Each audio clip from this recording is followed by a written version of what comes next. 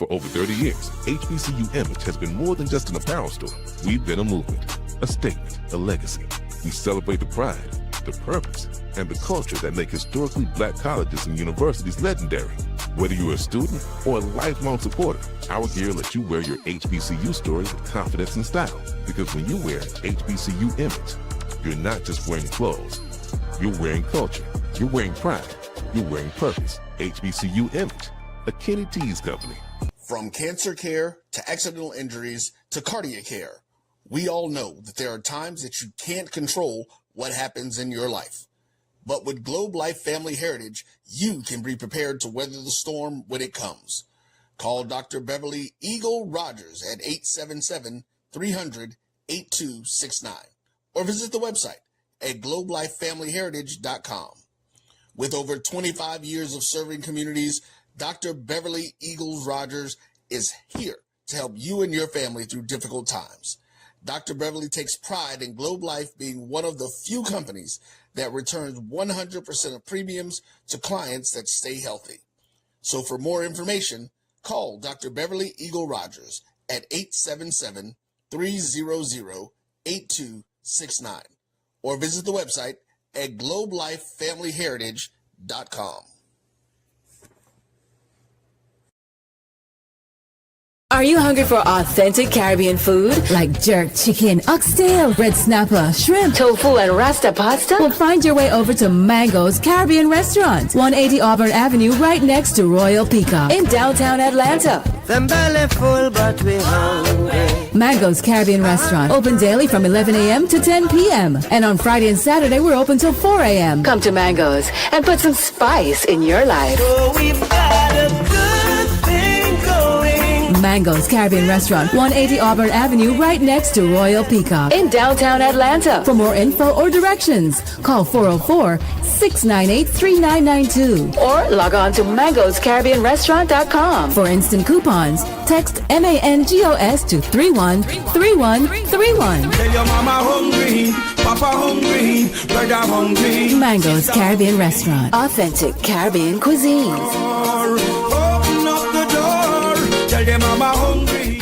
You're looking for the latest information on Southern University sports, the Southwestern Athletic Conference, and HBCU athletics. There's only one place to go.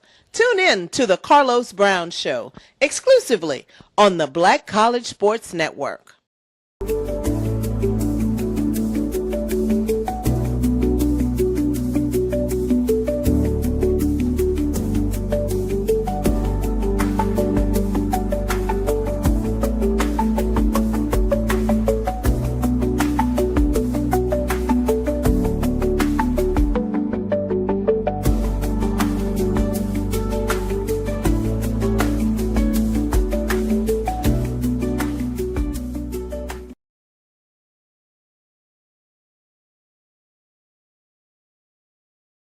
Oh man.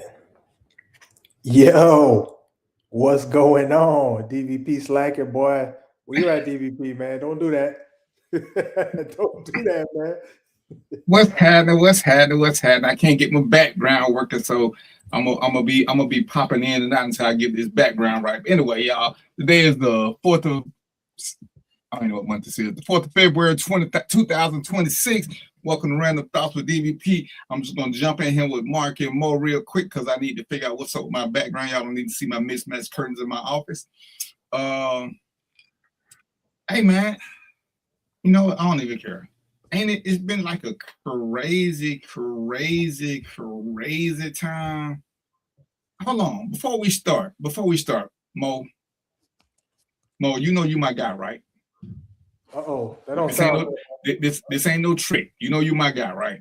That don't sound good, but That's go ahead. a trick, man. Mo. Yeah, go ahead, man. Mo, if you ever invite me to a party and you don't show up, it gonna be hell to pay, Mo. What the hell are we talking about? Mo, if you ever invite me to a party and you don't show up at the party you invite me to, Mo, it's gonna be a problem. This about you, Mark? This about I ain't you, gonna call no Yeah. name, Mo. I'm just Yeah, saying, I did bad. Mo, if you invite me to a party and you don't show up, Mo, I ain't heard from you until, I don't know, like today, like 30 seconds ago, they're gonna be a problem, Mo. Hey, Yeah, that you know was what? terrible. I would expect that to be the case, though. You know what I'm saying? Who I am, I expect that to be the case. Yeah, you know what I'm saying? This one, and I said last year I was gonna get me some more Caucasian friends. Because when they don't show up, you know what I'm saying? At least they take you out somewhere and get you drunk and let you spend the night at their house while you recuperate. When you got colored friends, they don't have that same level of respect for the friendship. Yeah, he might be right about that one.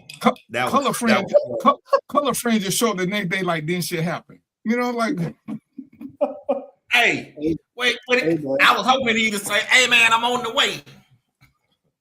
Hey, that's for just, what? So you can say I ain't coming? No, you know what? I'd have came. You know what? We got to put that on the schedule, man. Friendship etiquette, because I'm gonna tell you right now. I got to work and completely forgot. If you invite somebody to a party and I text you and say I'm on the way, why would you text me back and say, "Oh, I ain't coming"? You invited me. No, if you can't make it, excuse me, I'm talking to Mo right now. So Mo, if you can't make it, ain't it your responsibility to say, "Yo, D ain't gonna be able to make it to the party"? Ain't that your responsibility since you didn't invite T? Hey, look, I can't speak for everybody. I'm gonna tell you what I would do. I would text you back, be like, "Hey, bro, you know, I ain't gonna be able to make it." You know what I'm saying? Sorry about that. He ain't telling the whole story. Okay, which part of the story is whole wrong? Story. You didn't show the up. The whole story was, I was there. The whole story was, "Hey man, I don't know if I'm coming." I said, "Okay, all right." So I was like, "Well, he old. He may not be there." Oh, okay. That's a little different now. So yesterday, I got caught up working and I just forgot all about it. But who old? Huh? Who old? You old. I just got to working and completely forgot about it. Can y'all see that? Do I need to blow it up for y'all? See, it's the line right there. It says, "I will be attending." It don't say I might be attending. It says I will be attending. Excuse me, I'm talking to Mo right now. I'm talking. We're trying to figure out where you say you were coming. I didn't. But this ain't about me. This is about you. Did you respond? Did you even respond? Mo, when you send somebody, "I'm on my way to work," do they have to respond? It's a statement. There's no question mark in there. It don't even say you are invited. It don't even say that. Let me just read this to y'all for those of y'all that can't see it on the screen. It says, "Bojack having his men's talk event next Tuesday, 6 p.m. I will be attending." Then he says the address. That ain't the worst part. The worst part is he sent it again. So what is that for me to do? He sent it twice and still didn't show up. Yeah, to make sure you got the address, man. He cared. He never responded, so I ain't think he got it. Mo, you having a party at your house and say, "Hey, I'm having a party," they either show up or they don't, right? You should have RSVP'd. It's 2026. There was no RSVP. You should have.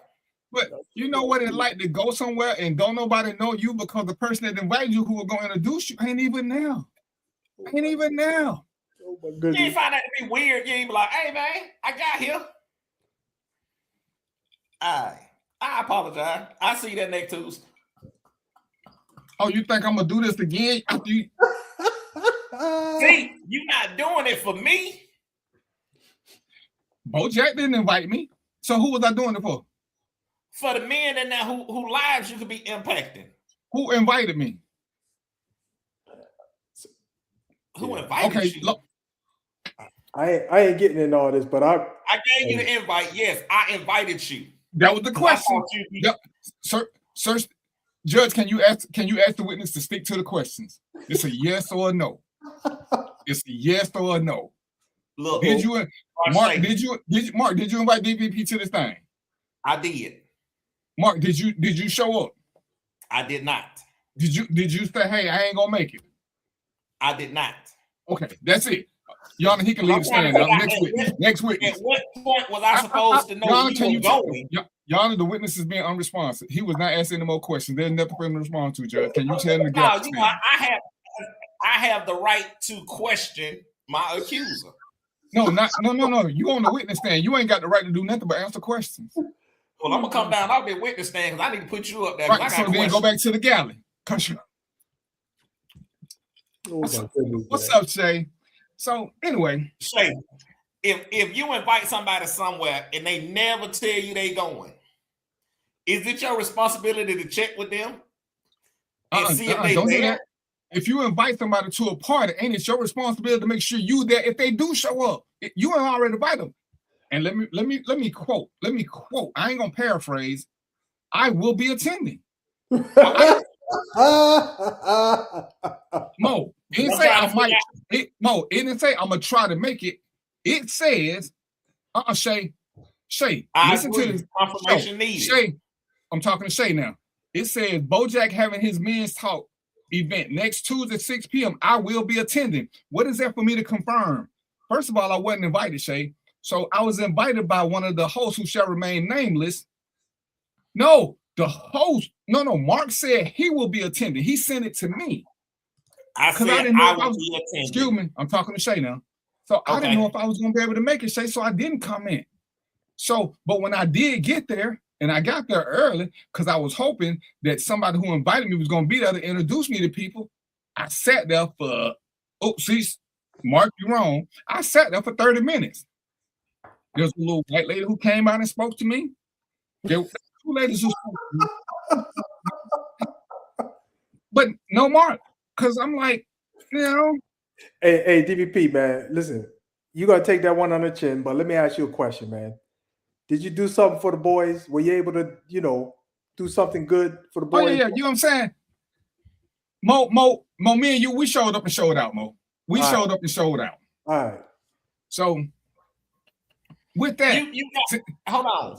Now, Shay, if I invited him, yes. Not one time did he say, I'm coming.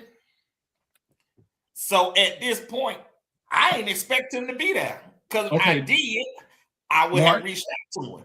Okay. So when you decided to come, you should have been like, "Hey, Mark, I'm gonna come through. What time you gonna get there so we can do a proper introduction?"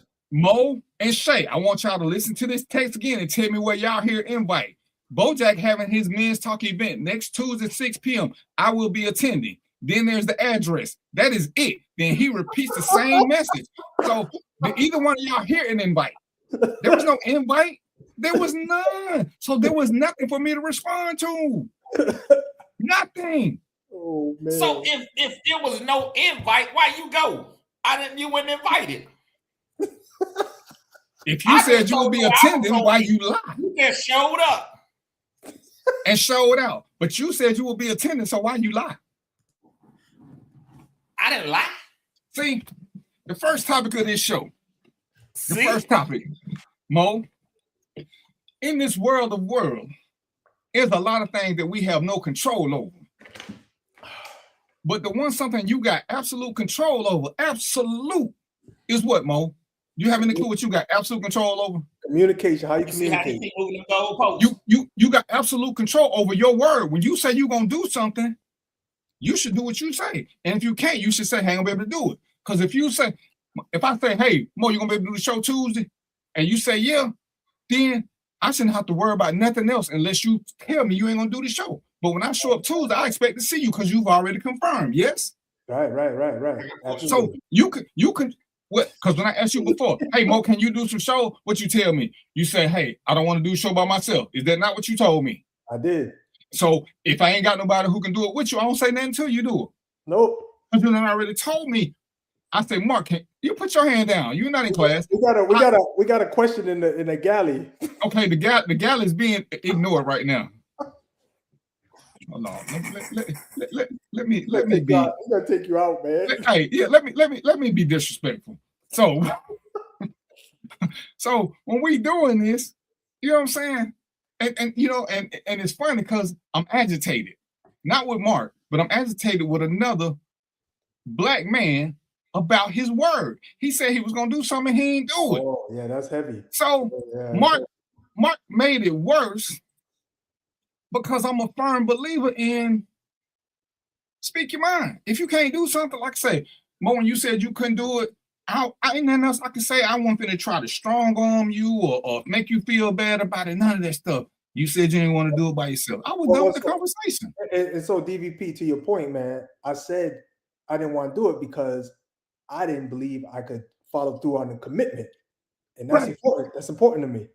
But I didn't even ask you why. Once you said you couldn't, I was done with that. Because now I know if I can't find nobody to do it with you, you know, so I said, let me get some other people so it ain't on one person, just in case. So, hey, Sharonda, come on back over here. We'll know what you're doing. Hey. So I brought a little femininity to the thing because sometimes y'all don't act right. So I'm hoping. What do you mean not sometimes? too much.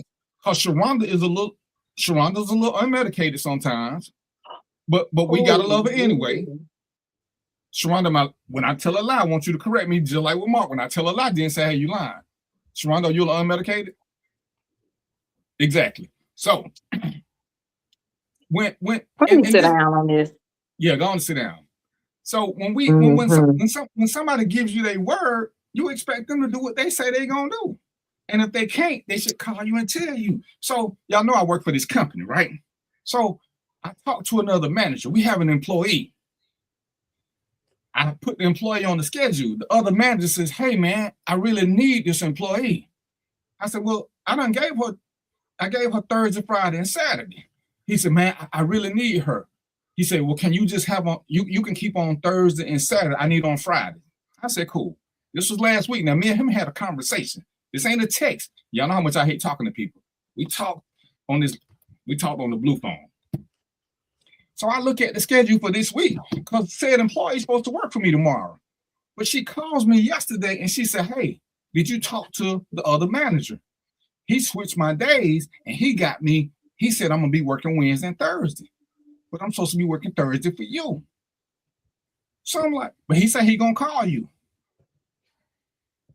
So it's 6 o'clock. I have not heard from said manager yet. Now we negotiated. I can have a Thursday and Friday. He was gonna keep it for Friday and Saturday. I ain't heard from this dude yet. So I called our boss and said, hey, you know, we're supposed to have a meeting in a couple of weeks. We're not gonna have this meeting because you know how I feel when people disrespect me. When you tell me you're gonna do something and you don't do it, and somebody else got to call me, and we talking 36 hours later, and I still ain't got a phone call or a text saying I need to use said employee. Because now I feel like you're playing. Because my phones work, and I keep them with me. I ain't got nothing. And then Mark come with his BS. So I'm just like, when does your word count for something? Oh, Mark back on the screen now. So he can go ahead and defend yourself so you can put your hand down. As a matter of fact, I ain't. Sharonda, it ain't even about defending. No, Sharonda, since you new to the show, can I talk? Sharonda, since you new to the show, Sharonda, we're gonna let you speak first. We're gonna do the Southern gentleman thing. We're gonna let the ladies go first.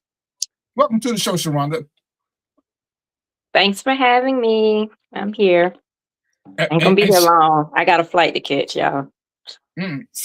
See, she on the run too, but that's okay. I like having fusions on the show. We got one who run in front of people and one who still calls doing the show.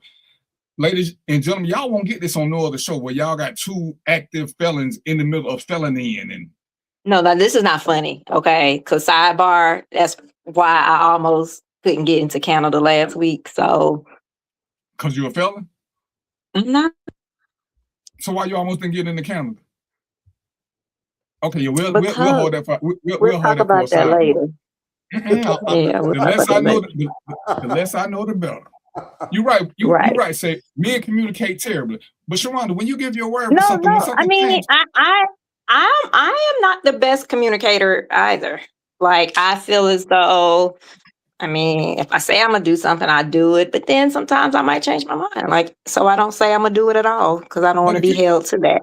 But if you say you're gonna do something and you tell somebody else knowing that they might show up, shouldn't you let them know that you ain't coming?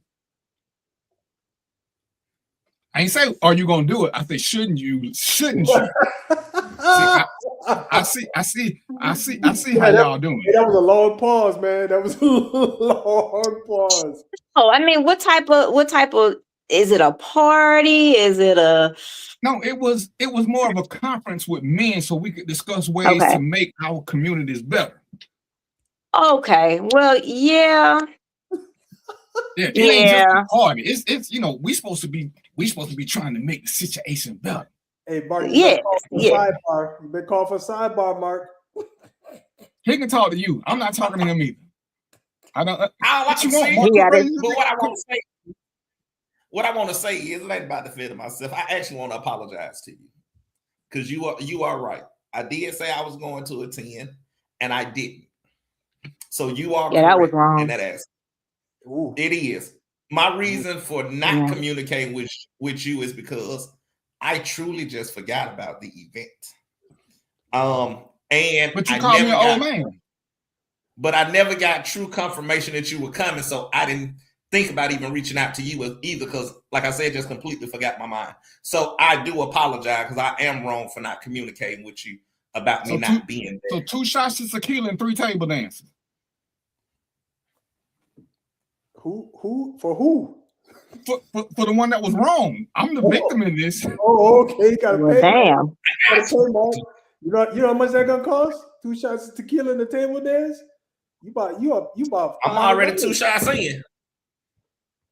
No, for me, not for you. Talking about you gotta buy it for him. $500, baby. I got you. $5 dances don't went Next up. Tuesday. You've been somewhere. I said 500. 500. Oh no. No. I'm not but spending that's $500 at no $5. club. We're going to pin-ups. No, we're not. No. How you gonna get a dance and a drink for $5, man? That's when you sneak your own drink in. I ain't paying But for I don't one do that. dance and 2 drinks. We do a double shot. Baby, a dance is $10 for 2 minutes of a song. This Magic City, but we go to hood club. We don't do gentlemen's club. Oh, okay. I was about to say, We're not man. that upscale. Hey, We stay in our lane. So you make it rain. I go to play. I go to places where you want. Industrial. No, they close. But I go to places where you wear sneakers just in case you got to run. You know what I'm saying? I like clubs that might get raided. Oh, that's the club you can make it rain with nickels and dimes. Oh no. Now, hey, they'll stab you in them clubs. They'll No, stab you in clubs. You got ain't no, corners. that ain't in Atlanta. No. Okay, I'm not going to a club with y'all. We had an interesting subject there, and since I got Sharonda here, I want to use Sharonda. And the subject came up, and we kind of ventured. It went to politics, but for me, it was about Black women. And I did the thing before, and I did it on my page, and I did it in several groups. And I asked, and I was specifically targeting Black women. Do you feel more safe walking through a crowd of Black men or a crowd of cops? Damn. Black men. Okay. And see, that was like 1 in 9. But if there are cops that are all Black men there. Well, the cops is there. But most women say they didn't feel comfortable walking through a group of Black men. And why? That's an indictment on us that we don't make women feel safe and comfortable, because they're gonna get the cat call, they're gonna feel some type of disrespect, they're gonna get this, they're gonna get that. And I was telling the guys, we can't keep assuming things because of who we are. We got to listen to what women are saying about us and react to that, because we can sit here and all of us say, oh, not me, not me, not me. And I know women who will say, oh yeah, D, if you're around, I'm gonna come with you because I know you're gonna protect women. But everybody ain't got that. Okay, same so thing. I'm gonna throw a monkey wrench in that comment. Okay. And I can't cuss on here, can I? I don't honestly think women know what they want. Because if a woman goes to a club or wherever and it's a bunch of men and they don't talk to her, they don't holler at her, they're going to be like, well, damn, were you gay or something? Or you don't like women? So it's like, damn, you do. Damn, you don't. Like, I don't think women really know what they want. And we ain't talking about, we just talking about where they feel safer at. And that's why I say, which one do you feel safer going through? Because I saw it somewhere else. Because I never understood that black man or the bear thing. That's stupid if you pick the bear. Yeah, that's stupid. That's stupid. But when I kept hearing women say they didn't feel safe around black men, I need to know why. Because we don't want to hear that. And for us, it ain't the same. So we need to know why women feel like that. And I was like, dude, we can't keep dismissing them because I don't feel that way. And this is where I don't. Jasmine Crockett came up. Jasmine Crockett is a crock of shit, so I wouldn't listen to shit she say anyway. But still, but she the only one stand up. Hakeem Jeffries don't say nothing. The dude, all the black men don't say nothing. They just sit there. And they play with themselves. And we can go back to Harriet Tubman. When Harriet Tubman led the revolution, where was her husband? He decided he didn't want to try. He didn't want to risk nothing. So when women are giving us their stories of why they don't feel supported by us, we can't simply dismiss it. Because at the thing, your boy said the biggest problem he has is getting black women to support his program. And I asked him why. And he went on a little tirade. And I said, but you know what you just did like 10 minutes ago? You call black women females.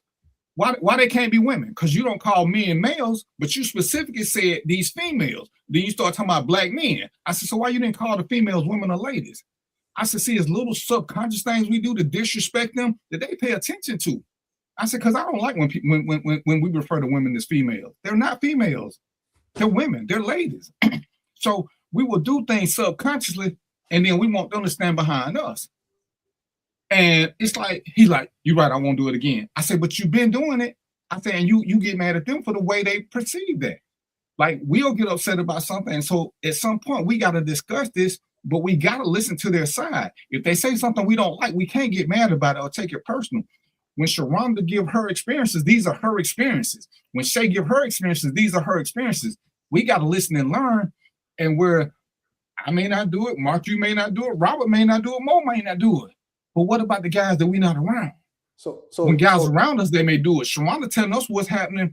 Remember when I did the show about sexual predators and all these girls who say they got hit on at 13, 14, 15, saying the guys that hit on them were friends of their brothers, friends of their father, friends of their uncle. They didn't do it in front of them, but that's how they got access to them. See, we can't ignore those things.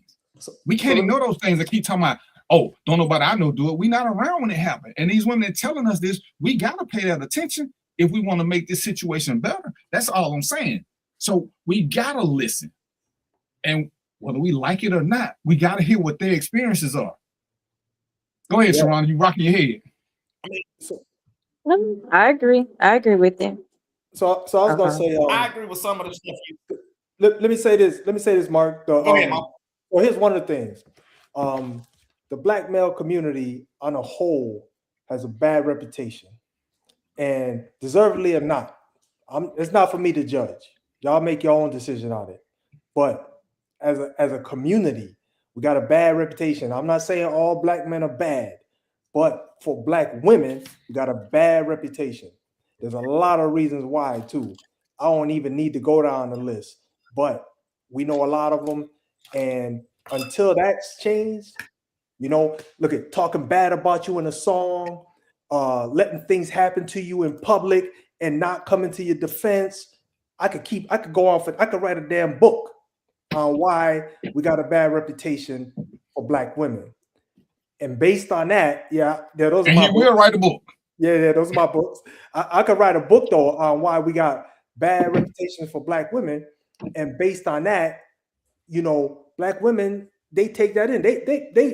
They are embodying that, right? So they know that, the question, let's flip your question, DVP. I guarantee if we bring 10, like you said, we bring 10 black women up here on this show and we say, do you feel safe around black women, black men? I love to know the percentage of the answer. If we get 1 or 2, I'll be surprised. If we get 2, more than 2, I'll be surprised. I'm gonna leave it there. Well, you know what, gentlemen, you know what? How about next week I do it and I'm gonna tag all y'all. I'm gonna tag y'all so to go on y'all page, then we can revisit the results. Yeah, good. Okay. Where we can see it. Okay. When Sharonda she come back, we'll put. Hey, let's put it on the page and ask them why they pick who they pick. Because like I said, we got to know why. We can't keep defending things that we don't know. But here's my take on the DVP. In this day and age, everybody's not a hero like you. I'm just gonna be honest. Every man ain't out here with these women that say they need this certain type of protection. Well, I gotta be a hero. I, for one, I'm gonna protect those that's close to me. Because that's just in you. Now me, and I'm gonna be honest, if I'm at the gas station and I see a dude beating a chick up at the gas station, my protection, I'm gonna be calling the police. I'm And not that's what I jumping would in it. recommend. I'm not saying, hey, stop. That's the only protection I'm gonna give. That's all. But that's what I would recommend. I won't recommend the average person breaking it up. We had that conversation. I would do it because I got a few extra things behind me, but I would not tell an average person to get into the middle of a fight. It's reckless. Unless you know the people and you know they know you, I would tell you, call 911. See, your friend said he would jump into it. And he asked the guy, well, what if the woman died? And I was like, well, what if he get killed? You can't do the what if thing. But asking somebody to do something that is not inherently natural to them, it wasn't, hell, I've had jobs where it was my job to do it. So yeah, it became second nature. But if it ain't what you do, the best thing you can do is call 911. I don't want you to do, I don't want you to go live. So for us normal people, normal men, but for us normal men, Robert on here, so we can't use normal men. That's black men ain't protecting us. I'm saying, what's a normal man? Hey, but Mark, hold on. Here's the thing, Mark. Mark, you went right to protection. That's one piece of it.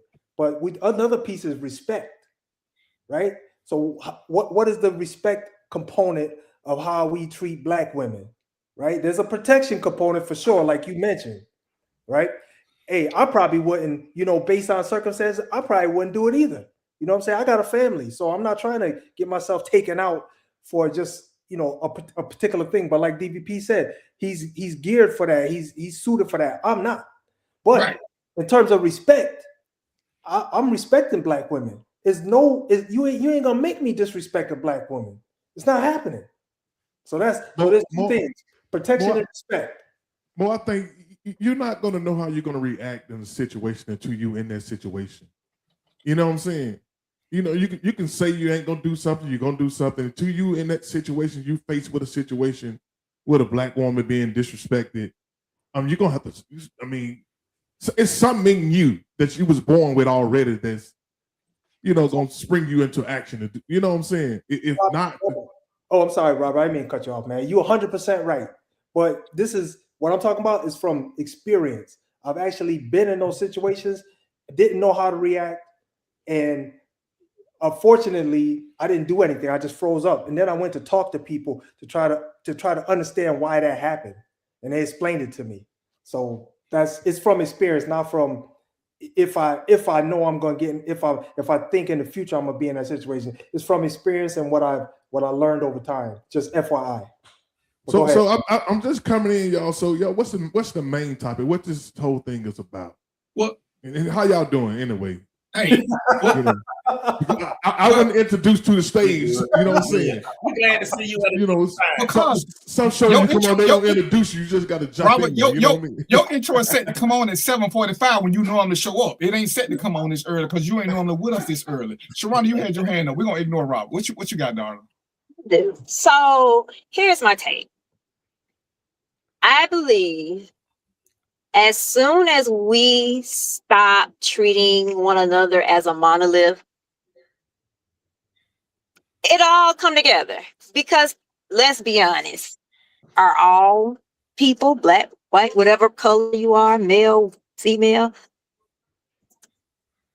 do they need protection? Are they, I don't want to say worthy, but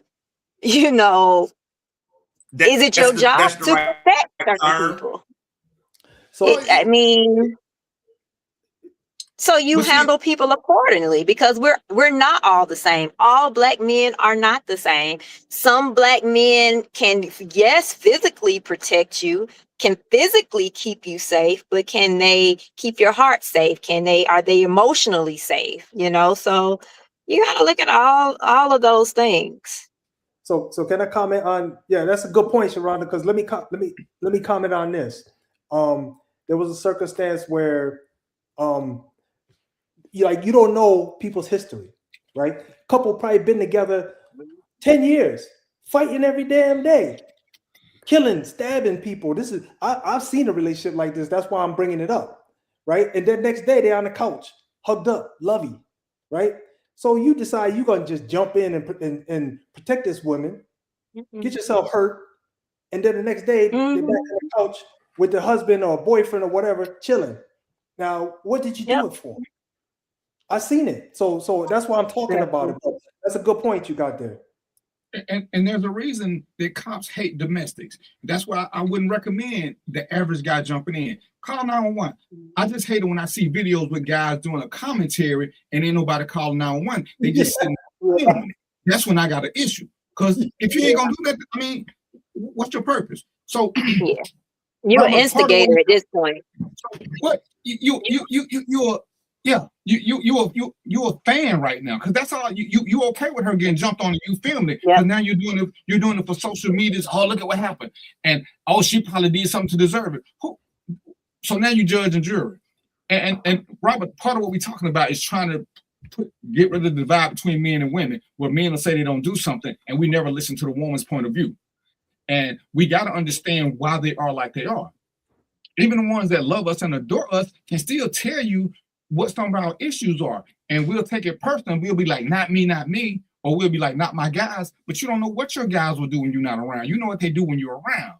I say, you missed the show. Like I said, when the women who were saying they were hit on by grown men or older men or whatever, every one of them said it was from somebody who was in the circle of their male friends, whether it was their cousin, brother, uncle, whatever. The guy that was hitting on them was friends with somebody else who had already gave them access. So that's how come a lot of them stayed silent, because you don't want to tell me my friend was doing this. You don't want, because you're like, oh, that's his friend.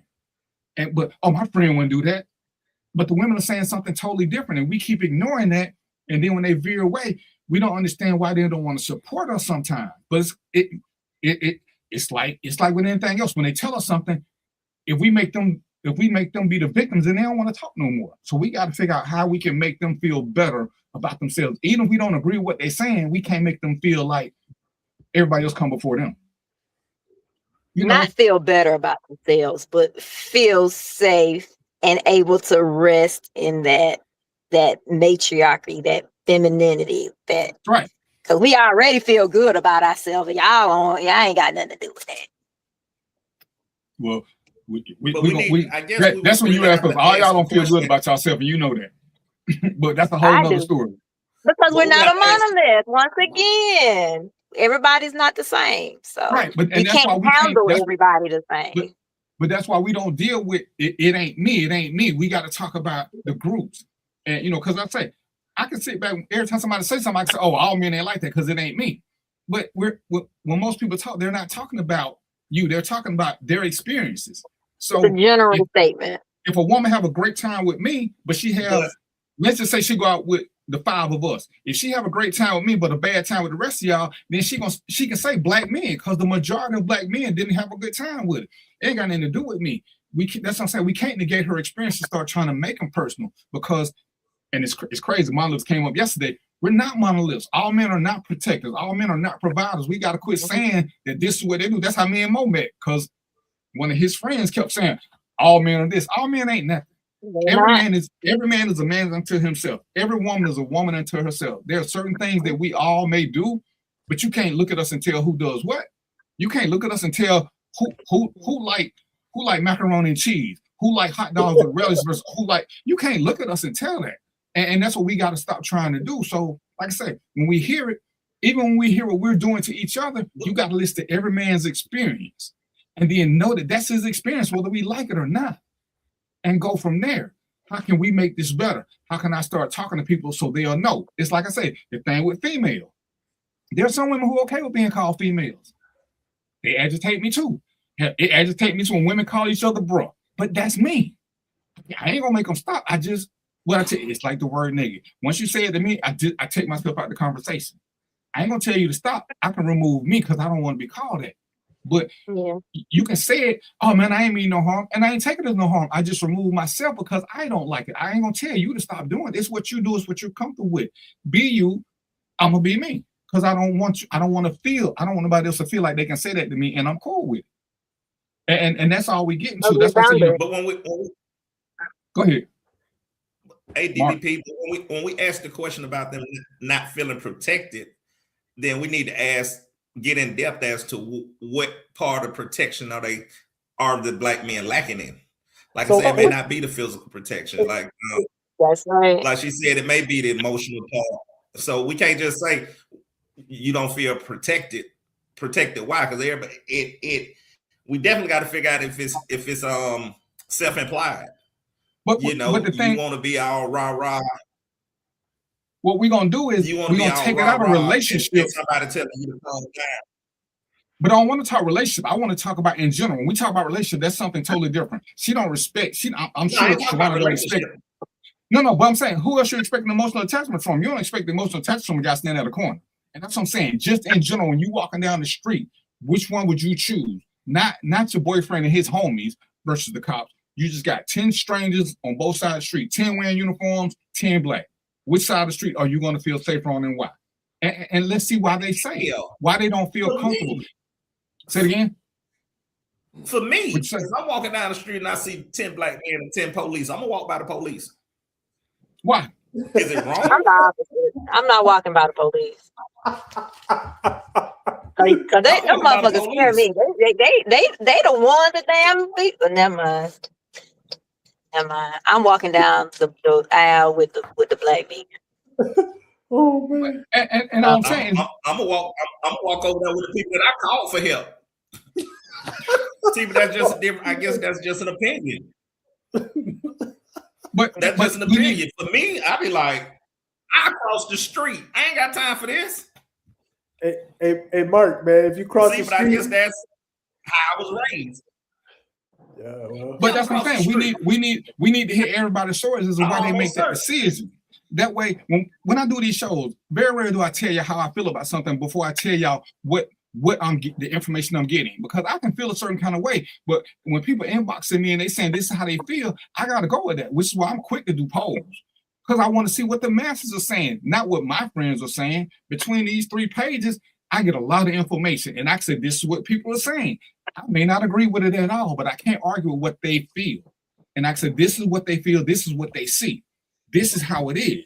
When they stand up, and when you ask black women who supports them when they're trying to do something, that the common answer is other black women. Where are we? Where are we? You know, I had a guy tell me that I didn't like Sherry Barrett because I didn't like women. I was like, dude, where'd you hear that from? He's like, don't no man want a woman telling him what to do. I was like, dude, she just said, I ain't got no beef with, as long as she competent. Hell, I don't want no retarded dude telling me what to do. So I don't understand what sex got to do with it.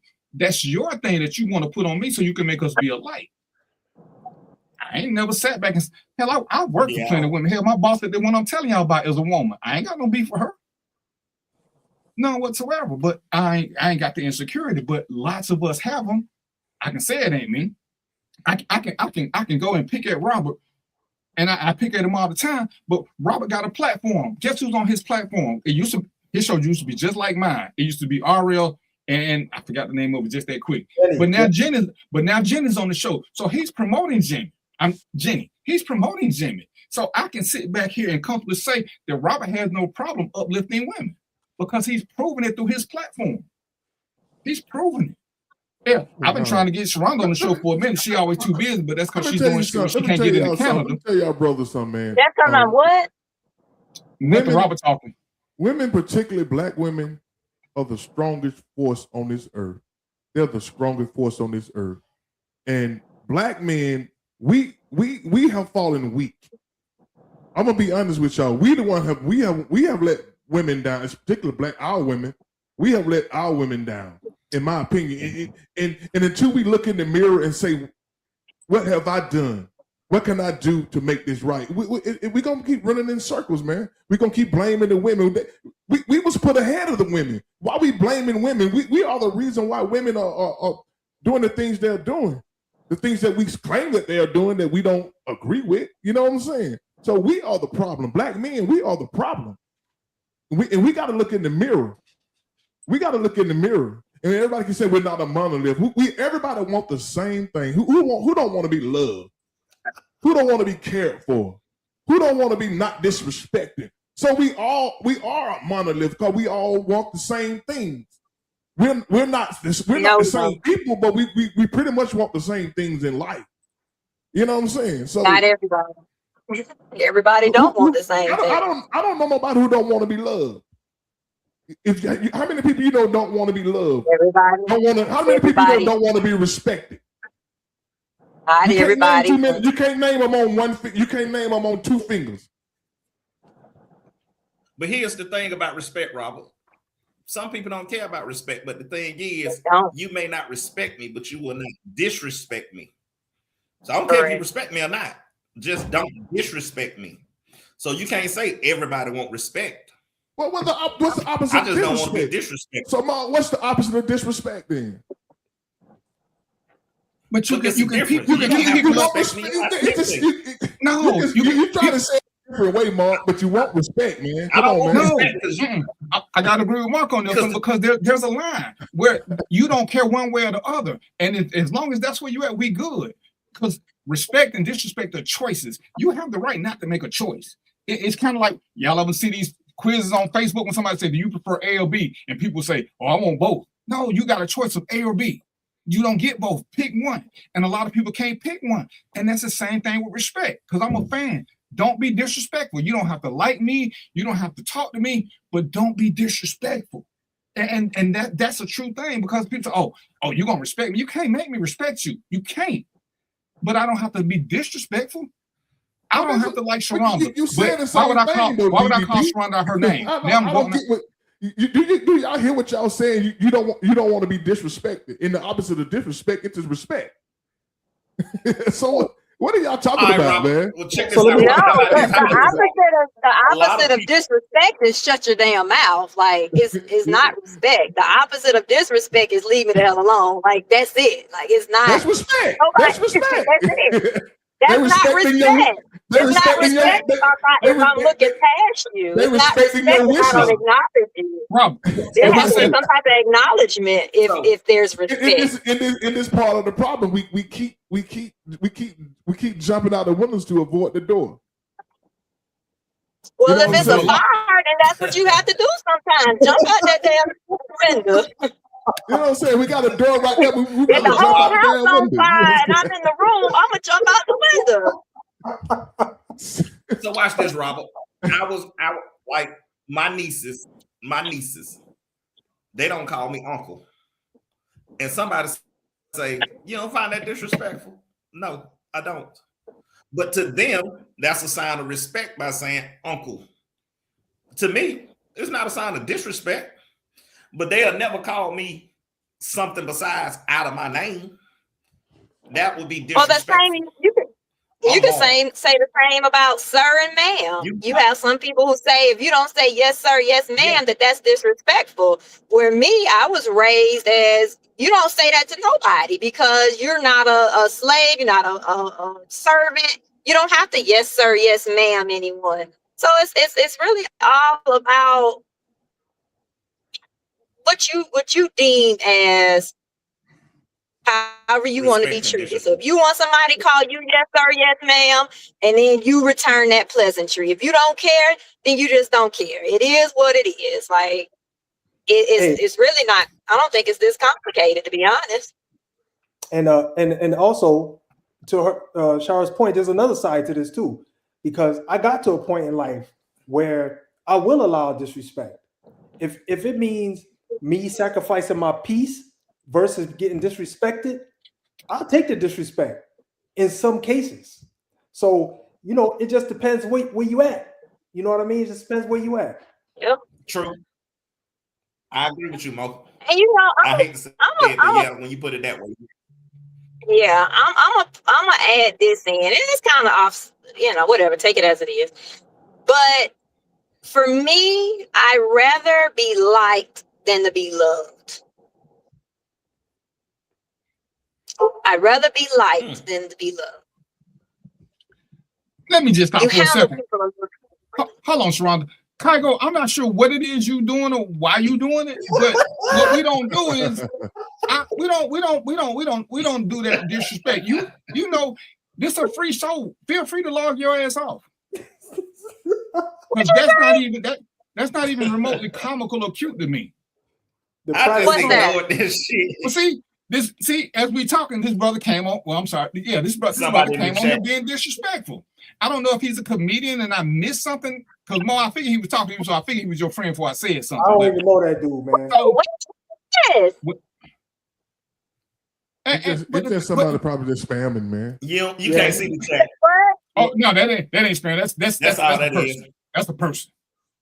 But Wait, what did I miss? I know I'm driving. but I they can't just- see that. You can't see the chat. yeah, It's a so chat. you good because I don't need to unleash you. But can't see Jerry, the it's chat. not about everybody having to agree because the thing is, we can't all agree on what disrespect is because it's Sharonda said. Yeah. See, in my household, if you didn't say ma'am and sir, that was disrespectful. But it's kind of like when I grew up, you didn't call grown people something without calling them Mr. or Miss first. Now these kids will call you by your first name. See, so it ain't the same thing, everybody. You have to know what it is.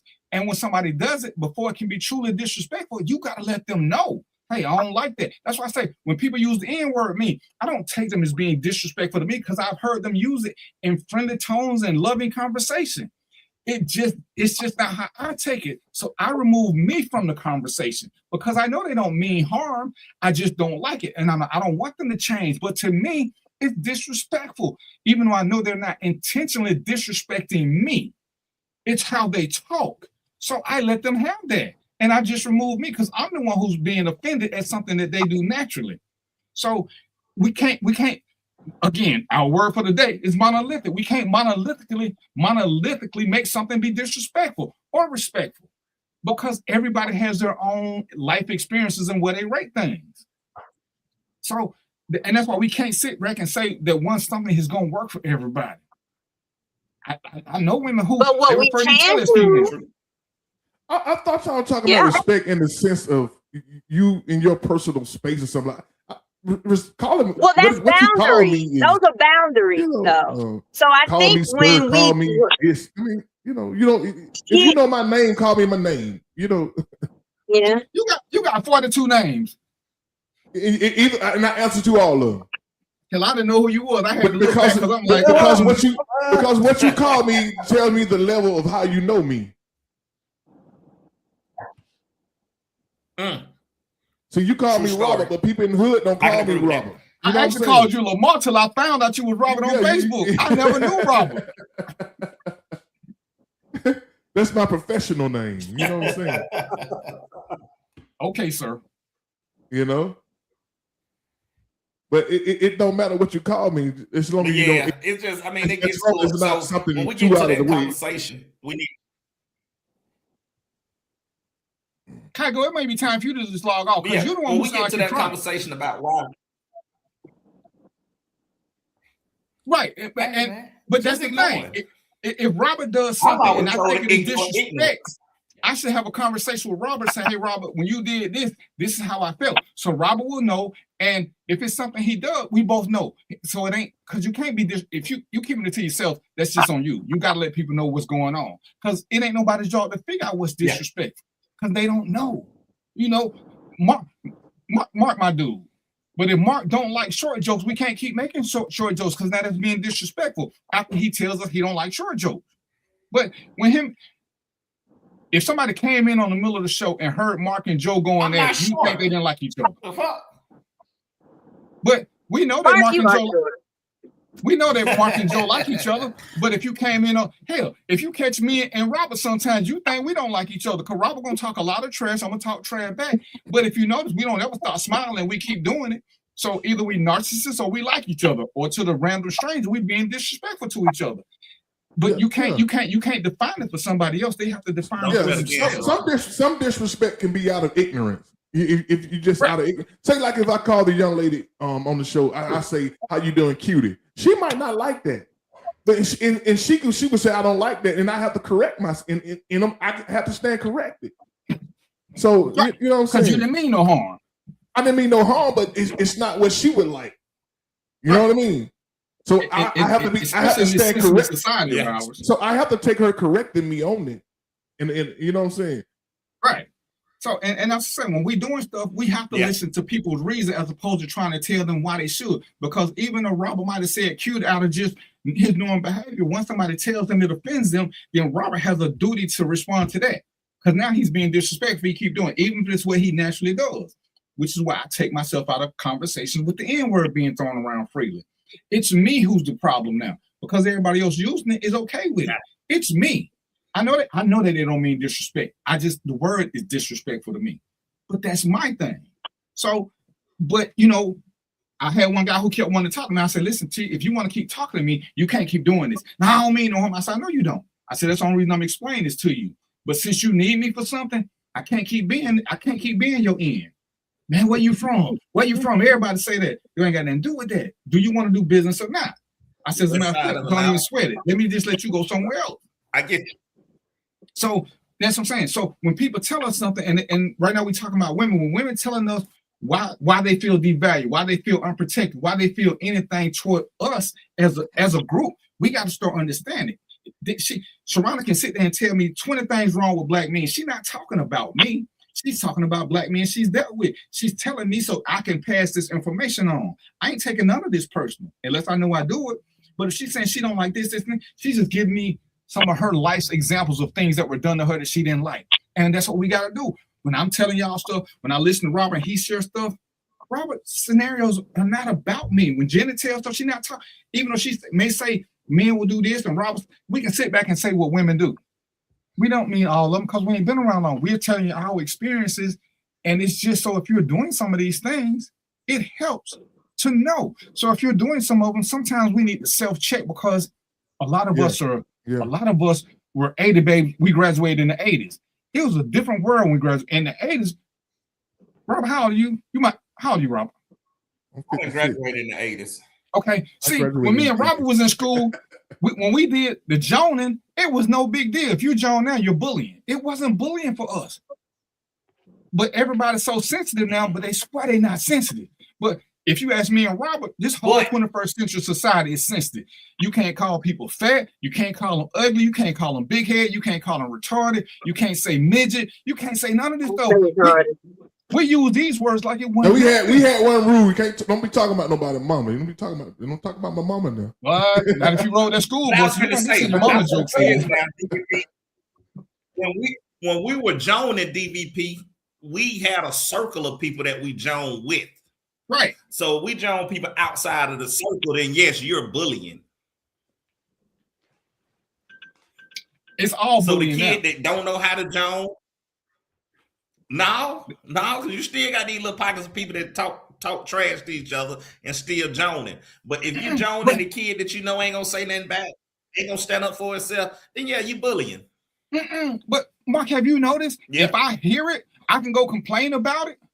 Look at what sexual harassment says. I can say something to Sharonda, and another woman in the office can complain because she heard me saying something to Sharonda and she felt offended. That's what sexual harassment says. That's the craziest shit I ever heard. That is true. But that's what it say. I ain't even got to say nothing to them. Crazy. I agree. So, but you know, again, this is what have we learned as fellas? See, I was born in the 60s. I never shook women's hands until last year. We always hug, but now I can only hug people I know because now you got to be careful because women will feel some kind of way about that. I had to catch myself doing that too, man. But before I go right in for the hug and I'd be like, hold on. It's just what we did. I shake dudes' hands, but man, you should. Hey, you predators. But you know, that's the 21st century. So we have to understand some of these things and we have to make adaptations.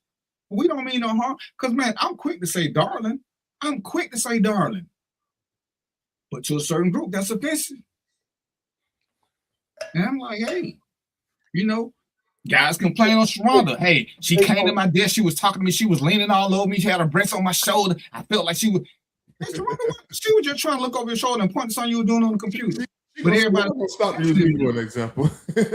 Well, you got to pick on me. It's all good. So when we're doing this, we that is the times that we are in. Yeah, but that's why we gotta listen to what people are saying so we can adjust ourselves, so that we don't keep doing it. And you know, sometimes you just gotta readjust the company you're in. But sometimes some of these upgrades are good for us.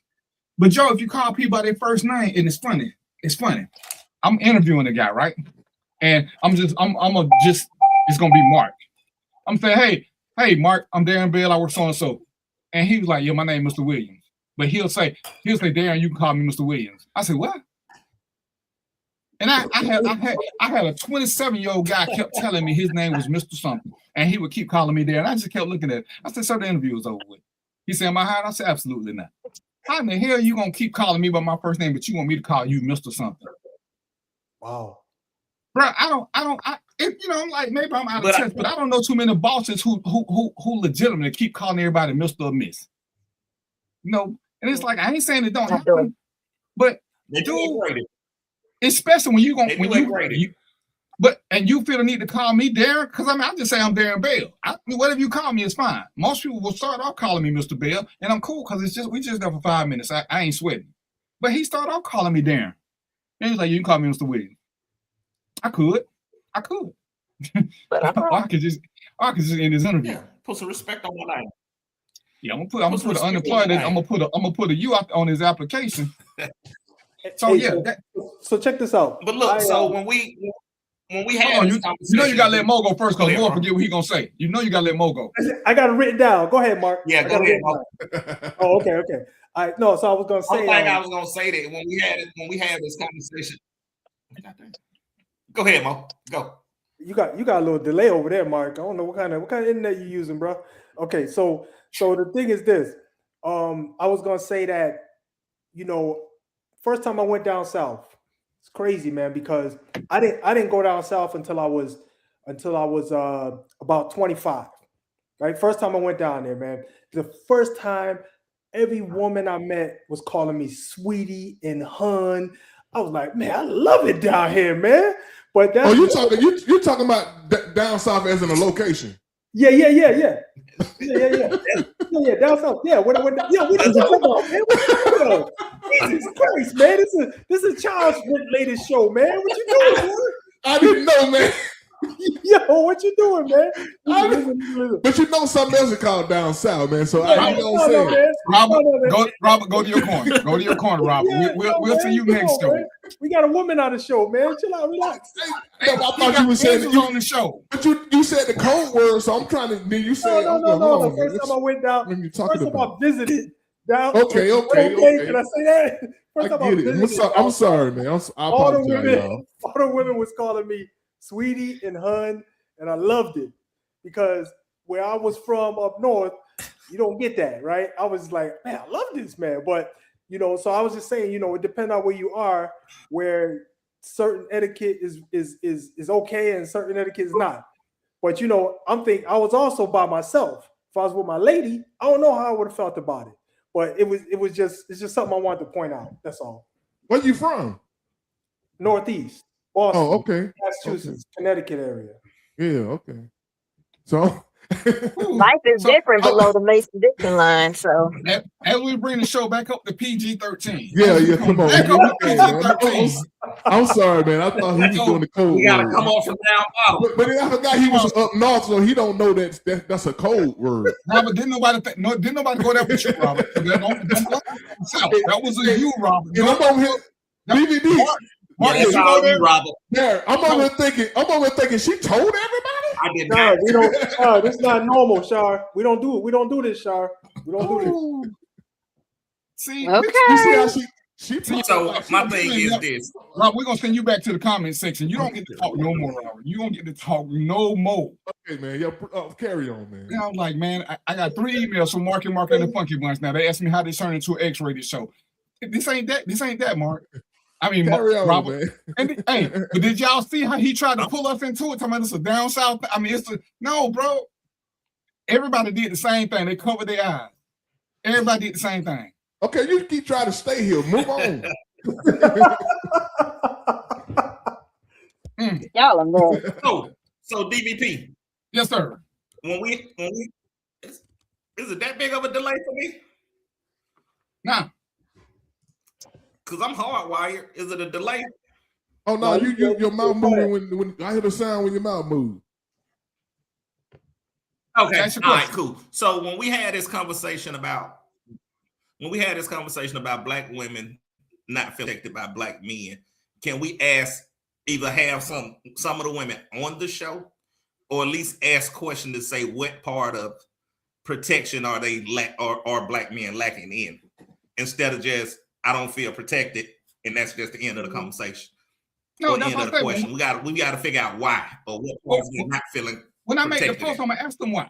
So for the ones that want to tell us, they can tell us. If Okay. they want to come to the show, I'm cool with that. But Okay. and that's why we have to be really careful because I've had people who, and that's why I have to pick certain guests who I've had guests who felt attacked. And one came on and did something crazy, so he should have felt attacked. And I was like, dude, that was you. You came on, you said something crazy. All right, we got our fearless leader back. Maybe he paid his internet bill. I don't know. He on Robert time. But anyway. But this is when we have to start doing these little things and paying attention because it's on us. And say we can't keep taking everything personal. We just gotta listen to it and make adaptations and know who we dealing with and knowing, hey, they just when I tell people my experiences as a cop, oh, you did it, bro. I'm at work. These are not my personal people. I'm just telling you what happens out in the world. Most people go to work, they go home, they hang out with their friends. It's usually the same group both places. They go to work. It's the same group of people at work that they with 4 or 5 days a week. When they're at home, the same group of friends 3 or 4 days a week.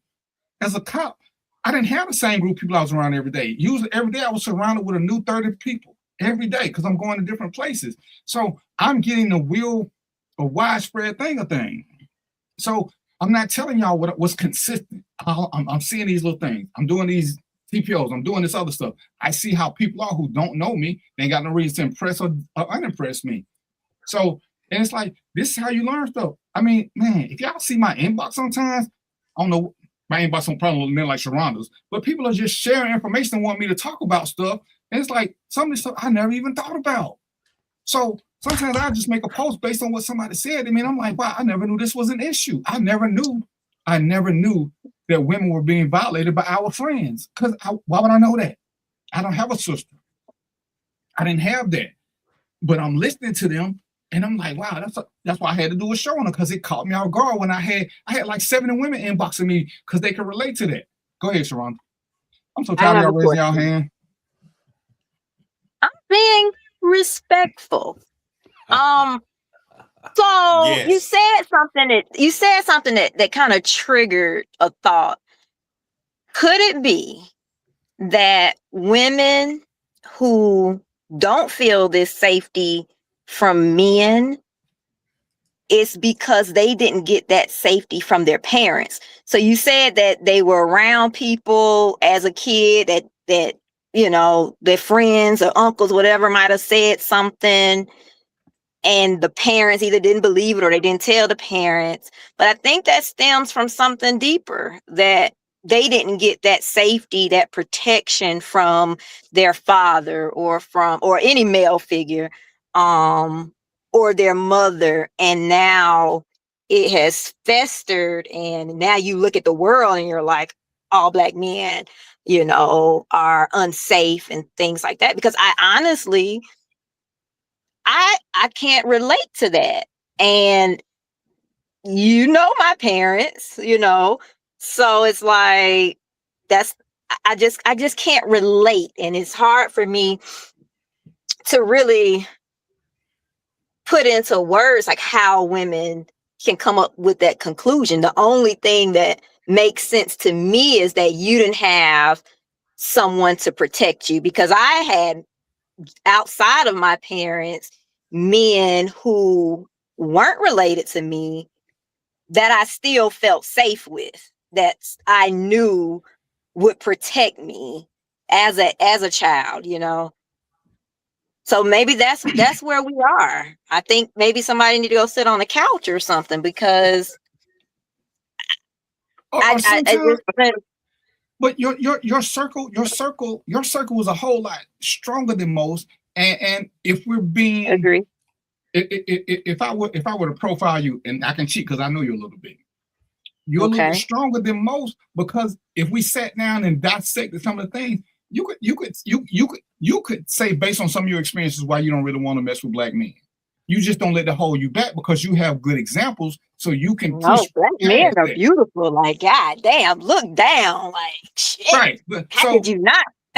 Right. But some people don't have a lot of good experiences. So if they only got 3 or 4, half of them are bad. They caught on a neutral place. They don't have what it takes, or they don't have a foundation who can lift them up past that and say, hey, don't let that be your only one. What's up, Sandra? And this is why we got to do it, because I've ran across some women who have, according to them, almost sworn off black men, because it's hard to find a really good one. It's easy to find but which ones are really good? Who don't, and it's funny what Kygo said, who don't cry and whine about what women will and won't do. The guys who cry, oh man, women don't never take me out on dates. Dude, I've dated a ton of women. I can say any woman that I truly dated has taken me out on dates. I can say they spent money. So I don't know who it is some of y'all dealing with, but I'm tired of all this crying and whine, because why would you pick a gold digger and think she's gonna take you out? She told you up front that she was high maintenance. So what I say, you meet a woman, you ask her out. She says, I don't want to go out. I don't want to go out to dinner. You ask her again, I don't want to go out to dinner. Let me take you out. You're gonna call her one day and she's gonna be hungry. And she's gonna say, I told this joker twice, I'm not interested, but I'm hungry today. So then when you go out with her and she don't want to do nothing but go home, you mad. Oh, you just used me for a food date. But she done told you before she didn't want to go out with you, but you kept persisting. That's not on a food date. She took you up on the food date, because that's all she said she was gonna do. Now you whining and crying about the money you spent. That was on you. She gave you every clue you needed, but you believe you could wear her down, and you did. She agreed to go on a date to eat, and she left. Whose fault is that? It's his, but he gonna whine about it because we cry about it because you missed everything. So now she got to be all these different names because she did what she said. Joe, you ain't said nothing the whole show. You're making me nervous, sir. Give me something. Man, I was listening to you, and I could listen. I'm gonna step on some people's toes right now. But let me say this. Oh, say hey to Sharonda first. You ain't never met her, Joe. Hello, Sharonda. How are you there? I have to agree. Now, Joe, you know what happened when you step on toes? People react to it. Well, you got to step back. That's all. You don't step on my sneakers, man. You got sneakers on. I'm coming for you. I'm just messing with you, Joe. Ain't no problem, brother. I'm waiting for little Mark because he gonna say something. The little guy over there, he gonna say something soon. But here's the numbers. Black men make up 37% of the prison population. We're only 13% of the overall population. We're the number one victims of homicide per capita. And by and large, we don't make up the educational populace. So when your daughter or your sister come home from school, from college, and you wonder why she's married to a white dude or a Hispanic dude, because ain't none of us in college. So then we add on into that mixture something that you two just said, and I completely agree. But look at the circumstances that we're in now. When most of us grew up, and some of you said I got to piggyback on. When we grew up, two things you didn't do. You didn't sit on the front room couch. You didn't sit and talk with the adults when they came in. And you damn sure didn't call the adults by their first name. Now, you look at these kids today, and I refer back, and some of you heard me say this, but I'll say it again. Richard Pryor made a joke years ago. He said, when you got the baby calling the grandmama mama and the mama by her first name, you're going to have a problem. And damn if that ain't the case today. I am not my children's friend. My parents weren't my friends. And what you have now is you got grandparents the age of their kids. I mean, anytime you got a 30-year-old talking about I'm a grandparent, what were you doing at the age of 15? Well, obviously something else. It certainly wasn't playing with that G.I. Joe and the Kung Fu Grip. Well, maybe it was, but a different kind. So if you put all these things into the pot, and we look at how our society is turning now. We look at the kids' mannerisms, look at the, not even mannerisms, but when we talk about respect, what respect? Just today, not even 4 hours ago in the city of Chicago, in broad daylight, 4 knuckleheads, and it's on I was going to send it to you, but I decided not to. 4 knuckleheads run up to a car and kill a pregnant girl and shoot up her boyfriend in broad daylight with submachine guns. I'll send you the video, but I don't know if you want to see it, but it's in broad daylight. Now, what happened to the time, and you all tell me if I'm wrong, what happened to a time when it was these? Now it's this. And it don't take this to do this. I mean, so we're looking at a whole generation. We're looking at as they say, a generation lost, actually 2 to 3 generations lost. We had the crack epidemic. And here, think about the sinister stuff about this. How is it that if it takes powder cocaine to make crack, but you get more time for crack than powder cocaine? Look at how we are. Again, we're not even going to talk about the ICE stuff. We're not even going to hit that. Look at the proportion of people killed in the last 4 years on what we call street stops. Who's getting killed? So, I mean, there's so many factors that play into this. For those of us who have kids, we have to give our kids a lesson about going out. Hey, listen, if they pull you over, you stop, you do what you got to do, because I can battle them in court. But the dead man ain't going to battle nobody. I don't want my kids dead where I got to go to the funeral home, because then there's going to be a real war. And there it is. So I'll be quiet. I said it earlier that we are the black men, we are the problem. And me and Mo, we talked about this last night. You know, Mo brought up something about back in Martin Luther King them days, what they used to do, the bus boycott. I said, man, this is a different generation. And that's one thing we got to stop doing. We got to stop talking about what we used to do. These kids, I mean, how we used to do it is how we used to do it. Now, the question is, what are we going to do now? And okay. I think all too often, black men, we talk about problems all the time. When are we going to start healing? When are we going to start the healing process? That's what I'm interested in. Okay. Aaron, we know what the problem is. We know kids are they doing this and that. They doing this and that. What are we going to do about it? Okay, so let me answer that. I'm glad you asked that question. There's two, actually 3 steps to it. But the first thing, before you can heal, you got to know you got a problem. Exactly what I'm saying, Mo. We know we got a problem. You just talked about the problem. Hold on. We talk about the problem all the time. When are we going to start fixing the problem? When are we going to start being scared and get out here and stop this? Let me answer that. The problem. I told you stepped on my sneakers, man. Look, these are combat boots stepping on them little sneakers. Look, I hope they ain't the Payless kind, but because you about to get it. But or Converse. But let me say this and be very clear about this. While you and I, all the people on this board may know it, the problem is that the whole realm don't know it. There's the problem. See, you and I and all of us can sit here and have an intellectual debate, but you pull the average person and ask them the problem. Or better yet, I had a young brother tell me there's no such thing as racism. A black young man. So the problem does exist. The problem is not, because here's the thing. The Jews are not going to let you forget the Holocaust. See, the United States government is paying the state of Israel reparations. They gave the Native Americans reparations. We're even paying the Chinese for the internment. Now, of all these things, they have none outlasted slavery. And yet we want to talk about, here's again, and before you get wound up, but let me hear, I hope you feel my feet stomping on you a little bit. But the reality is our kids don't know our history. So problem 1, those who forget history are doomed to repeat it. You can't go anywhere in this country and not see something about the Holocaust somewhere every day.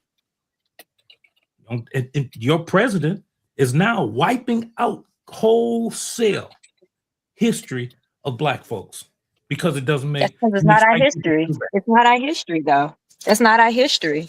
Oh, really? Oh, here it's we not go. Our history. But I'm gonna step back. Hold on, I gotta run in here real quick. But that's not our history.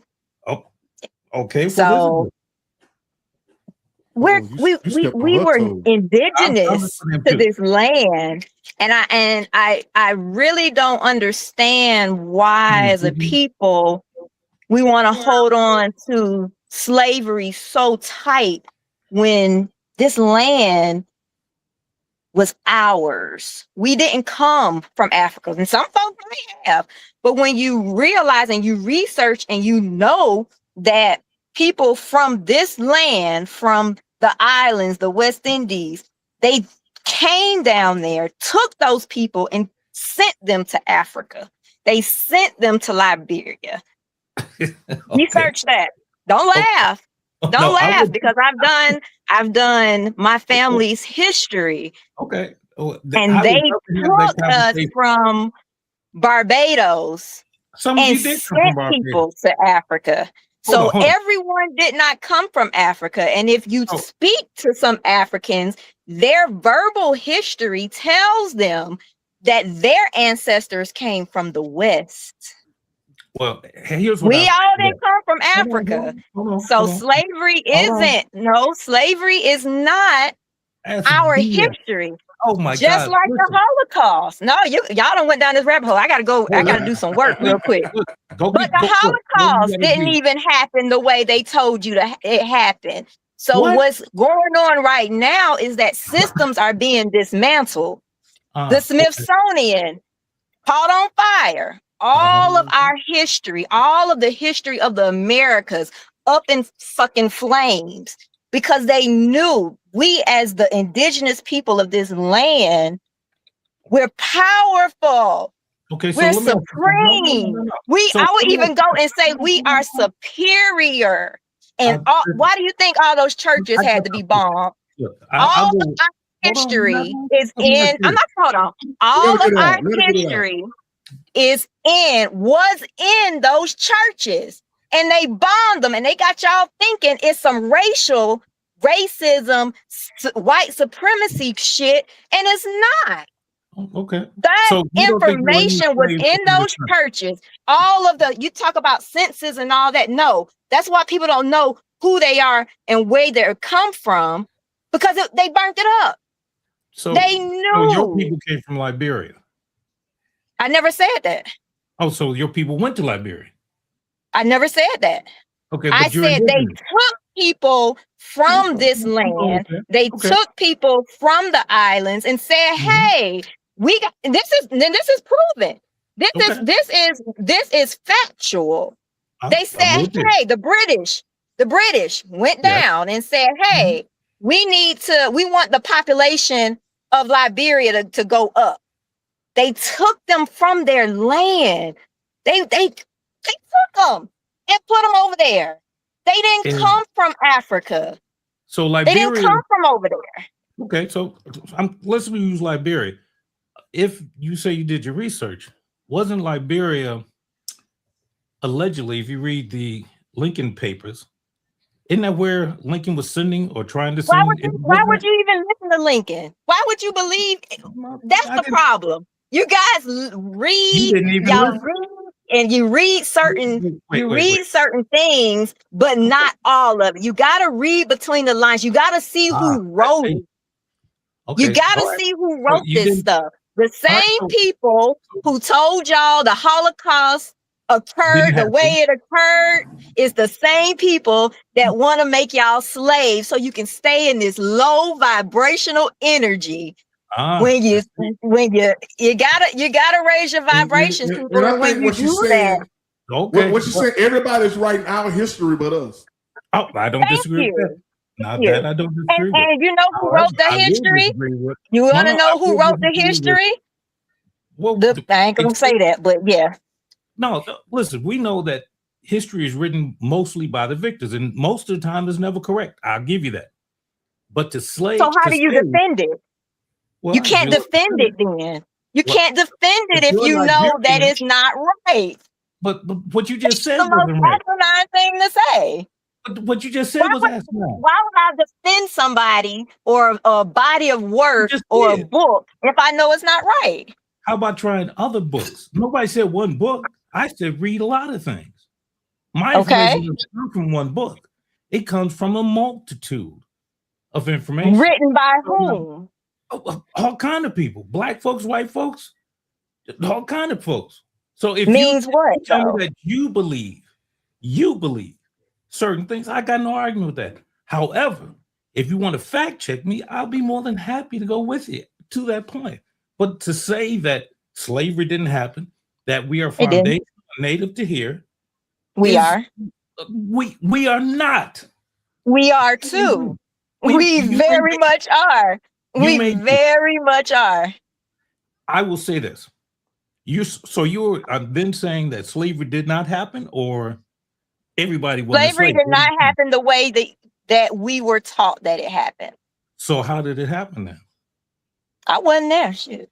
But it wasn't what they put in the book. Hell. So 1619, when they lived here, when they first came, it didn't happen that way, correct? Is that what you're saying?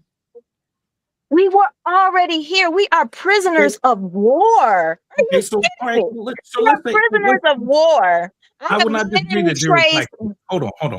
No, There's not black there's people, no not black people. So you got to take that out. You got to take that out. Not black people, because they have changed, and we've been black, we've been Negro, we've been mulatto, we've been Native, we've been this, we've been that. No other ethnicity has been changed. If you Italian, God damn it, you Italian from your great grandfather to now. We are the only group of people whose names we've been reclassified 50 million times. That should let you know that somebody is lying. That should let you know that you are greater than Kunta fucking Kinte. Preach. That's all we're boiled down to, is some slaves. Okay. So if that's what y'all want to be, if y'all want, and people will continue to be that. So you would be considered foundational or native? No, I am indigenous. I am so- indigenous. All right, cool. So in your indigenous thinking, that the people that look like you did not, or were already here. So what happened to that group that did come in 1619 that was documented, that were dark in hue? Who were they? Have you seen how many people were actually documented that came over here? Oh yeah, Candace on. Yes, I got you. Oh yes, I Oh, do that. okay. Let me say this, y'all. Let me Okay. say Yes, this. I do. Why don't we- Understand? Let the indigenous people and the slave hook up together, and let's solve some problems. You know what I'm saying? Can we do it like that? You know what I mean? See, let's get back to the solutions. You know what I'm saying? I'm there. Okay, but here, to her point, and she can disagree. Oh, she put that stiletto heel in your feet so deep. You've got to know your history, whether you were Italian. But here's the thing: something she said, and I got to address that. Italians, Polish, Mexicans, whatever. Mexicans, indigenous too. The real one, and the Mexicans ain't really the Mexicans. The Mexicans, the real ones, is us. So Well, that's actually I'm true. just saying. So their first president, the one that stopped slavery, was a black man, but that's another story in itself. But I will say this: the issue of where they came from, who was here first, still mix into the overall scheme of things. But here's the point I was trying to make. All those people we just talked about, the Mexicans, the Italians, if some stuff jumps off, they still have one thing they have going that we don't. They're still white and they can still blend in. So if something happens, they can still go to their whatever they go. But I'm not sure how you classify yourself as me as a black man. I don't have that same option. And that's not Why low don't frequency. you? Why don't you? I think it's more black people in America than they No. say it is. Can you travel outside this country? I don't think you're getting my argument. My argument is this. Why would you travel outside of a country that If is you live in yours? But that's not the issue.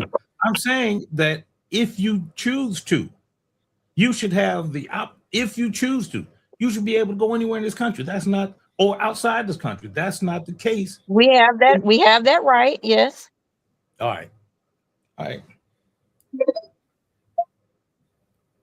We do. We have that right. You have a lot of expats. You have a lot of people of color, black people, whatever you want to call them, that moved to Colombia, moved to Costa Rica. They moved to Spain. They moved to all of these people. There are communities there because we were all over this planet. We fit in anywhere. I've traveled the world. Where I go, I'm loved. We're just a minority in America. Exactly. We're loved. Like, People, But color, we're the only people who don't know our true power and know that we are God's people. We are the chosen ones. I've gone we know been it. in We just afraid Croatia. now. We scared. The black men are scared now. They But scared. don't be. But don't be. Don't They be scared. afraid. Don't be afraid. We can sit here and point out problems all day long, but we ain't came up with not one solution. And me and Mo talked about this last night. Somebody told me somebody what his name Martin Freeman said about Black History Month. But he didn't have no solution. What's the solution? What's the solution to our problems? You know what the first thing every black man should do for himself, should do for his black sons, is heavily insure himself. If you're not heavily insured, I don't have nothing to say to you. And when I say heavily, I'm talking about you need to have at least $1 million on you. Because when it starts hitting people in the pockets, when you're killing black men, and now they family got to get $1 million insurance claim, yeah, they're gonna listen. But a lot of black men aren't insured. They might have a policy with their job, but that's it. What else are you doing? Now, go get $1 million policy. To your point, do you tell them to get term or whole? It depends on how old you are. Why wouldn't you wouldn't it be better, again, if we're talking about solutions, the solution be whole and not term, wouldn't it? Not necessarily, because if I have a 21-year-old son, okay, and my baby is he's not a street guy or nothing like that.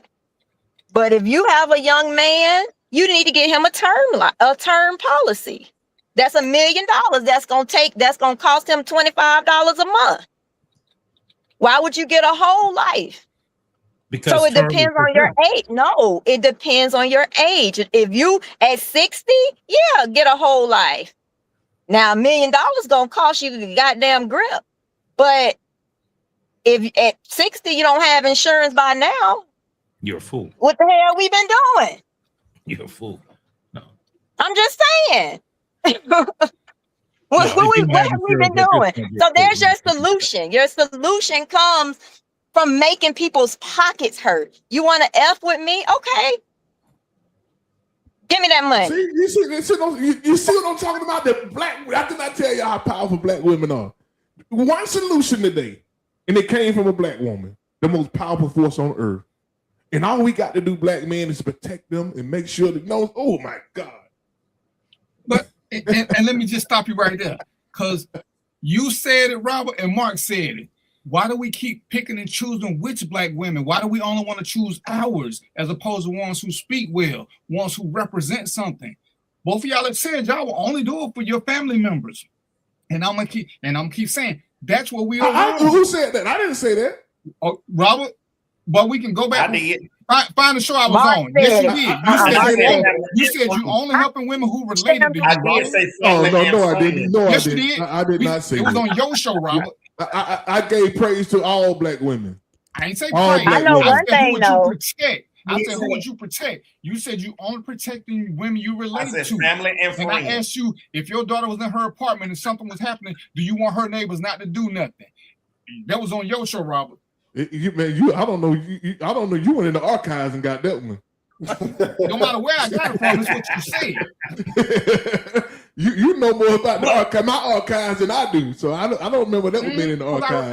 I remember who say what when it comes to protecting black women. I ain't gonna never just say I'm gonna protect my crew. I'm gonna protect all of them who doing something good. I'm there for it. I'm there for it. They ain't gotta be mine. They ain't gotta be nothing to me other than doing something productive for us. And I'm there with them. Yeah. I ain't gotta be sleeping with them. They ain't gotta go to dinner with me. None of that. Well, y'all all better protect me. Look, y'all mean. Hell, I don't care. I don't care how many times I put y'all out. You've been supposed to go through about 15 minutes. He stepped on the toe. She couldn't go nowhere. I want my toes stepped on. Because I wear steel toe boots to work. Okay. But the thing is, like I agree, family and friends I will protect. everybody else gonna get a call to the police. That's it. Because I'm not. Well, look, I'm y'all, not I got to cut and run, man. I appreciate y'all in the conversation, man. Joe Mo, Mark, Shar, Good to see you, RL. Mo Trip, and Mr. DVP in the building. Hey, as you tell me, next time bring Jenny. We want to hear what Jenny got to say. Now you want to hear what Jenny got to say? Yeah, we do. I wouldn't be able to talk. Good. One thing you ain't gonna do. Stay PG. I'm not falling for that trick. You're not gonna have me and my girl on the same show talking about. You know what I'm saying? You're not gonna put me on the spot now. Bro, I ain't saying you come. I said you're gonna try to force me to disrespect her. That's what you're gonna try to do. Bro, we don't want you. We want Jenny. We don't want you. So don't come. You go somewhere. Just put Jenny on. That's all. I bring on, man. You coming back at 7:45. I bring on that week for real though. All right, be good. All right, brother. All right, so we're gonna have to continue that one. And Joe, because I do want to address something that the guy said since we got 20 minutes. Did you see what a head coach got arrested at the basketball game down here at Morehouse? No. No. And I did. What was that about? It's some missing information. Well, he said something to one of the fans. Morehouse was playing. It was Morehouse playing Tuskegee, or was it Morris Brown? Morehouse playing Tuskegee, yeah. Okay, yeah, it was an HBCU event. It was Morehouse and Tuskegee. And all of a sudden, here come one of these cops, and he in the coach's face, and next thing you know, he handcuffed him. They ain't put no charge on him. They ain't do nothing, and you know he's suing Morehouse now. So I'm assuming the police must be a Morehouse police. But yeah, at the end of the game, they just handcuffed him and took him off the court. What school was this? I'm gonna see if I can find a clip of it and send it to you. All right. And the reason I say it's some missing information because what they're not saying is what was the purpose of the handcuffs. You see him come have a conversation and then he's put in handcuffs. I want to know what was said. But as we talk about police conduct, with the report is all we need. Whoever handcuffed it, because please believe it, there's a time when you get people out, but that wasn't it. The way it was done, what the police report say? What does his report say? I think that was a horrible way in the whole conversation. Especially if you didn't put him on charges. So from what I saw, and as a coach, speaking as a coach, yeah, even though I don't coach basketball, I coach football. You are not supposed to have spectators in the area where the game is being performed. So if it's football, they shouldn't be on the field. Basketball, they should not be on the court. And what they're saying is that football players came into the gymnasium and they were on the court. Yeah. Which is wrong. At that point, they're wrong. They shouldn't be on the court. They say that after the game was over, the football players was in the handshaking line, as if the football players that had nothing to do with basketball. After the basketball players shook the opposing team hand, now the football players are there, and that's where the head coach had an issue. And he was arrested. You have an issue, wasn't he? No, he wasn't arrested. He was taken off the court in handcuffs. He wasn't arrested. He was escorted off the court in handcuffs. What it looked like, what it looked like is that the officer was flexing for his school. Well, let me say this. Remember this. If you put in handcuffs and in your mind, you're not free to leave, that effectively is an arrest. Yeah. And he damn sure wasn't free to leave because the guy never walked up to him and said anything. And I've actually been at the game where a coach got arrested, but he was way too aggressive with the referee. And because he got mad, he looked at me and said, dude, you was wrong. I mean, yeah, the referee made a bad call, but you can't go up there and you can't run up to a referee and just push him. When you push them and they got security, you push them in front of the crowd. You can't push a referee, bro. I don't care. You can't, you can push another player, which to me is still assault, but you can get away with pushing another player in the heat of battle. You can't ever get away with pushing a referee. Because by rule, you can't even bump him. And the guy who pushed him, the coach is 6'4", 340, 350. The referee is 5'6", 150 pounds. You come on now. You can't push that. Yeah, I'm looking at that article now. It says that it says exactly what Mark was saying, that the coach asked a police officer to remove the Morehouse football players in the handshake line. Yeah. How does that constitute an arrest? Well, like I say, according to everything I said, he was never arrested. He wasn't arrested. He was just put in handcuffs and escorted out the gym. So I want to know, what was that conversation that he had with the police? Because they want to say that the police flexed his muscle. And I have a different opinion about police. So look, sorry, Mark, but the civilian voice, when we say he wasn't arrested, he was just put in handcuffs. They ain't no just put in handcuffs. Correct. So let's just, I'm in a civilian voice now. So ain't no just put in handcuffs. That's traumatic for a lot of people. So he got put in handcuffs. It is. We need to just make sure it was justified. And in this case, it don't seem like it was. But anyway, I agree with you. I mean, again, it doesn't seem like it was. The Supreme Court has already said that if you have no freedom of movement, and as long as you believe that you're arrested, it don't care what the police say. The fact is that the point of arrest begins when the cuffs go on, because your movement is restricted just by very nature of handcuffs. So one thing that happened is that Morehouse was fined by the conference, but they were fined for having spectators in the field of play. So they did get that fine. I'm not sure. Like I said, I'm not sure the interaction with the police and the coach, because from the quick news view, it wasn't much. So that's why I wonder what was said. But in that aspect, yeah, he should sue, and he probably is going to win. But see, because it wasn't an arrest, you know. But it don't matter. And I told y'all this before. One of the things that the law dictates for us, and you know, we ain't got no time to get into what the Fed's doing, is when a cop pulls you over to cut down on what your misconception may be, he's got to tell you exactly what he's doing and why. That's what I said. When you get pulled over by the troopers, they tell you the reason I stopped you is because you were doing this. They don't do what the police do and say, "Do you know why I stopped you?" Because do you know why I stopped you is actually is borderline illegal.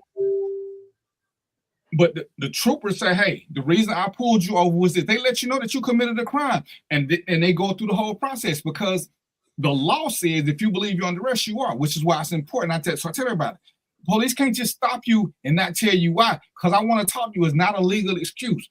Because none of those are legal reasons. That's why I keep telling people, you know, and me and Joe, we know this, but we're going to tell you not to fight and be stupid. That's why I tell people record shit. But they can't, just because somebody got on a uniform and they tell you to come here or come do this, they got to give you a reason.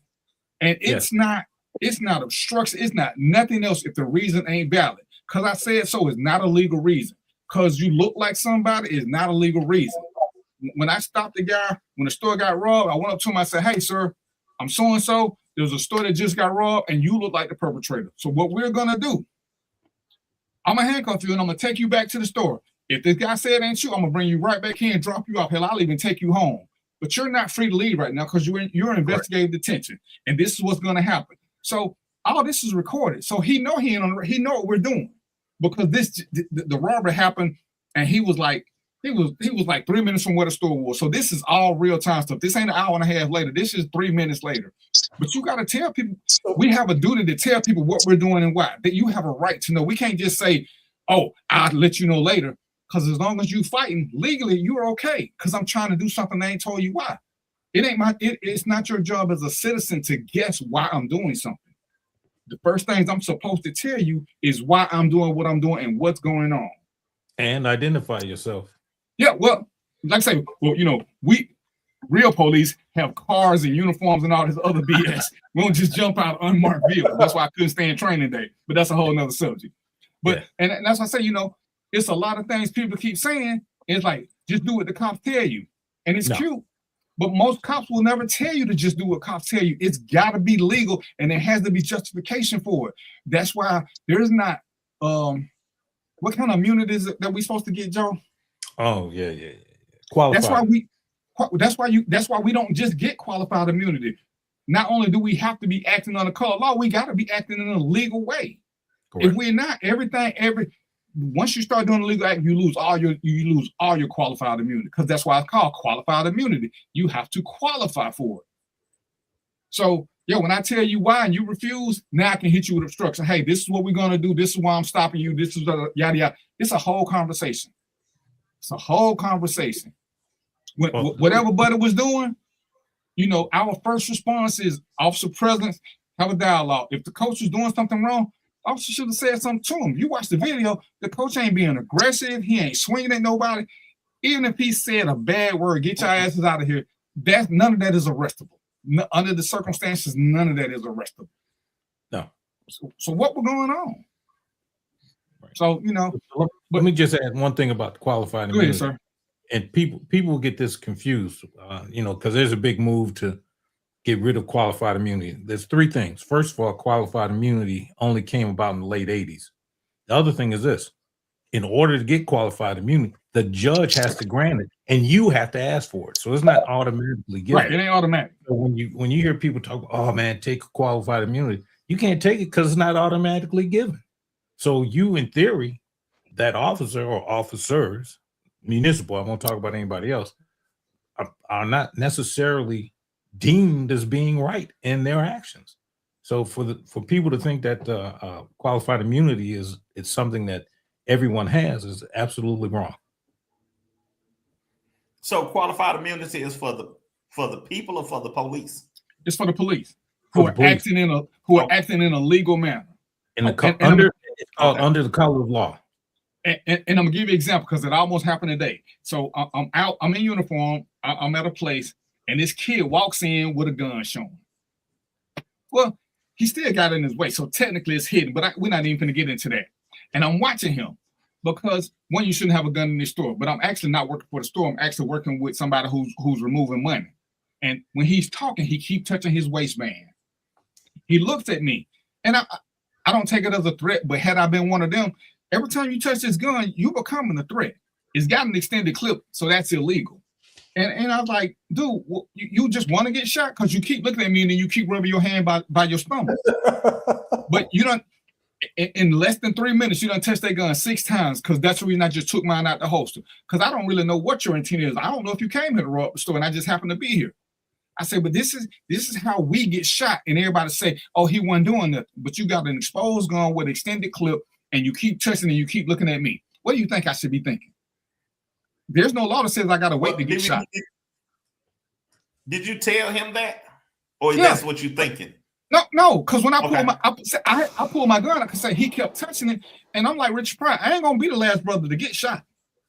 So because I know you got it, oh yeah, a gun in the hand beats a gun in the holster every day, every single day of the week. And you've already demonstrated it because you keep doing this. And I don't think you're doing it intentional, but I don't know. See, it's kind of like playing that slap game. You might just be trying to see what I'm going to do. So I ain't going to let you swing at me. Oh, you scared? I ain't scared because the first time you jump me, I'm going to pop you in the face because you already made the threatening gesture. When you ran your hand across that gun, that was a threatening gesture. So I just unsnapped. I ain't pointing at him, but it's ready. It's ready. So when I walk, I say, hey, come here. And I need you to keep your hands on your chest. You're like, what I do? I say, because you keep running your hands by your waistband. If you put your hand by your waistband, I'm telling you, it ain't going to be a nice thing. And I asked him, dude, why are you doing all this? You know what I'm saying? You trying to get shot. You're trying to get shot. See, now, and we talking about, because right then, had I used force, he's done everything that I need to use force. Because why are you carrying a gun with extended clip? Again, that's a felony. The extended clip by itself is a felony. So, ladies and gentlemen, if y'all watching the show, know the extended clips are felonies. You don't even need a gun, just an extended clip in Georgia. I don't know what it's like in Chicago, but extended clips are illegal. Extended clips and anything over 10 rounds. Yeah, so they can only be carried by the military and police and law enforcement. So, but yeah, that's when you. Would you say that? I got a question. I mean, did we miss the part where it's a concealed carry? Like, no one should know that you're carrying if you are just a regular schmegular citizen. Yeah, you missed the beginning. That's because I said that was the biggest issue. I just know what I'm looking for. But then when the shirt came up, you could see that's when you saw the extended clip. Because you got on sweatpants, so now it's pulling your pants down. You know, so you violate on and if I lock you up, you're gonna oh man, dude, you did this. Because the other dude in front of you got a gun on, but I just know it's a gun because I can see the imprint from outside the shirt because that's what I'm looking for. Yours, I see and I can identify. You got a Glock. I can't tell which model, but you got a Glock and you got the extended clip. So it's like, you know, sometimes we do stuff, but that would have been my qualified immunity. Had I had to use deadly force, I would have still been acting under color law because he was already breaking the law. Correct. And that's all I'm just trying to explain. I'm just trying to explain how qualified immunity works because I still got to be doing something. I got to be in my legal position. I'm there legally. I got everything I need to do. I just happen not to be trigger happy. But go ahead. Extended clips are illegal. I heard both of y'all say that. But then you said anything over 10 rounds. Was that the extended clip with more than 10 rounds or just the regular clip with more than 10 rounds? It's both. So they've got you coming and going in the state of Illinois. So if you I do a lot of shooting, so I can say it, I don't care. So I have extended magazines for my shooting. Technically, I'm violating the law. It also says if you have more than 10 rounds. Now, there's certain weapons. Most of the automatics right now come with more than 10 rounds. And that's why they won't sell them in Illinois. Or they call it, what they do is they call it pinning. They put a, next time you're here, I'll show you how they pin mine. It holds 10. So here's the thing. So when they go to charge, let's move this up to say the person, let's say in DV's case, the guy gets arrested, just for argument's sake. They could, in theory, add charges for him having an extended magazine. So that becomes an aggravating factor. So in the state of Georgia and in the state of Illinois, even though the gun charge in and of itself, if he's concealed carry, but he gets caught doing something illegal, they can add that as a separate charge into the charging sheets. Okay. Well, check the comments. It's a message in the comments that I want to know if that's correct. If y'all are aware of it. Let's see. That's called the constitutional carry. Yeah, and a lot of, but again, the problem is even with the constitutional carry, the state, let's say Georgia and even Illinois doesn't have constitutional carry. In Georgia, constitutional carry says you are a citizen of the United States, you're a citizen, resident of Georgia. Under our law, anyone can carry a weapon, boom, without a permit. In Illinois, you got, in order, the permitting process includes what's called getting a FOID card, firearms identification card. So you've got to have this card in order to purchase a weapon. In Georgia, not so. So anyone in Georgia can carry a weapon. And no training. And I see what you're saying. More so, what about the magazine size? Now see, that still applies. That's still applicable. Even though you can carry a weapon, all the other laws still apply. So you still got to, even though constitutional carry, you still got to abide by the law. And Joe, tell me, because as far as I know, what about New York? Because even cops off duty won't carry guns in New York. New York don't play none of that. Now, New York started in the late 70s, early 80s. All guns were banned. In fact, there's 2 football players that went down for 3 years right off the bat. Yeah. I'm trying to remember the names. One guy dropped his gun in a disco and shot himself. Yeah, that's when they played. That's the tall dude that played for the Giants. Plaxico Burress. Yeah, Plaxico Burress. Yeah, now New York doesn't play. They don't care. They officers don't carry. 3 years off the bat. Oof. New Jersey is the same too, right? I'm not familiar with Jersey. Yeah, New York, New Jersey, Chicago are places I never carry. So Millionaire McMath, I would tell you to check the state. Don't trust Google with that one because there are places like I said. Definitely. Even when I was traveling and I was working, when we went to New York, I didn't even put my gun on the plane. Well, I took it to California, I took it to DC, I took it to Baltimore. New York ain't even worth the hassle. It ain't even worth the hassle. Like I said, when the cops tell you they don't carry off duty, that's a clue. That's a clue. I did some bodyguard work, and we had to go up to New York and sat in city council. I had to get checked. I got checked by TSA, NY Airport, NYPD, their rail police, and then even their state police. I had to get background checks, and I'm on bodyguard detail. Yeah. And still I had to go get a little card that said he's permitted to carry today, you know. So we did one extradition, and it's a shitload of paperwork to do an extradition. And we're doing this as cops. We're taking the guy back to New York for New York. It's like, you know what? If y'all just meet us at the airport, we can avoid. We don't even want to play. We don't want to go no further than this. Just cause. Well, listen. Here's one for you. True story. And in Georgia, the governor made everything legal because the governor just made everything legal. That's why they had them 2 school shootings. But here's the thing. So I'm doing this bodyguard. I'm doing extradition from DC. I had to get permission. Now I'm armed to the teeth, got a prisoner cuffed up. We're the first one on the plane. And we had to board first. We had to cuff him in the front. He couldn't sit with his hands behind his back because even though he's a murderer, the captain had to give us permission to carry our weapons on that plane. It is not automatically given. That's crazy.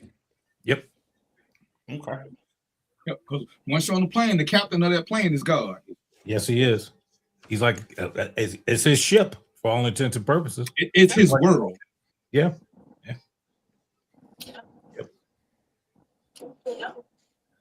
Okay. Don't get quiet now.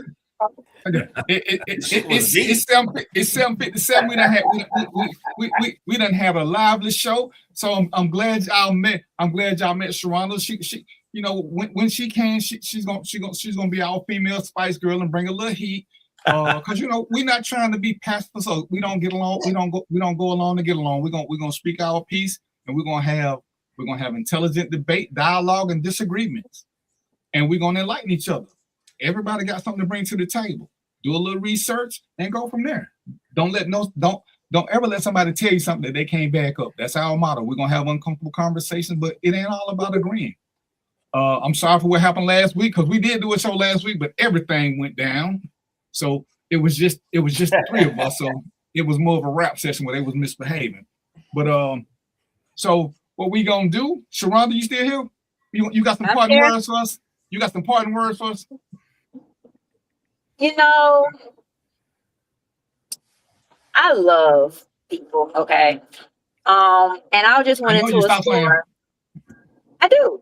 I went into a store and these 4 big, tall, YN type. Now I'm in Canada, okay? So they really not YNs, but they could be some YNs, you know? And they held the door open for me.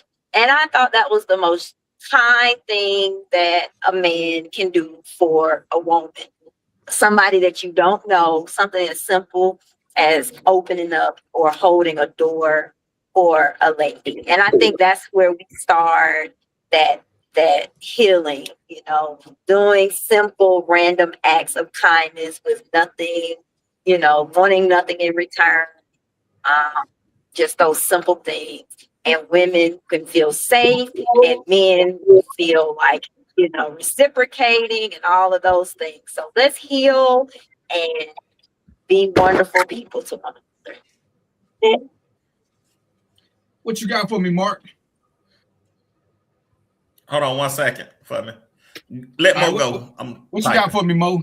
Oh, okay. So I want to do a quick cookout discussion fire round. It's gonna be real quick now. Everybody got to vote though. All right, this is what we're gonna do. This is how I'm parting. This is my parting shot today. So here's a cookout discussion. I'm gonna ask a question. Y'all vote. Y'all say whether they invited to the cookout or not invited. We're gonna start with DVP, Joe Mo, Mark, and then Char. Okay. Put your thumbs up. Have your thumbs ready so we can vote up or down. Y'all ready? Y'all ready? Candace Owens, conservative political commentator, Okay. outspoken against Black Lives Matter for downplaying the effects of systemic racism, defender of Charlie Kirk's legacy. Mark says she's at the cookout. God damn it, Mark. How you do that? Mark thinks she I fine. agree. I agree. She's at the cookout, but at the same time, she's a tether. So That's even. she's We at the got 2 cookout. and 2. Got 2 and 2. Okay. Raven Simone stated that she does not identify as a Black American. 2 out. But you 1 know in. who you are. Mark, what you got, Mark? 3 in, 1 out. My thumb All up. right. Raven can't come to the cookout. God damn it. All right, Lil Wayne claims he never experienced racism, downplays the significance of Black Lives Matter movement. DVP saying, "Oh, we got it in. Oh my goodness, Lil Wayne is at the cookout, boy." Hey man, hey, Lil Wayne is a beast, bro. Lil Wayne is a beast. Lil Wayne will always come to the cookout, okay? All right, Morgan Freeman claims that discussing racism only perpetuates it. I agree. At the cookout. Obama was the most decisive president. What Yep. you got, Joe? At the cookout. What you got, Joe?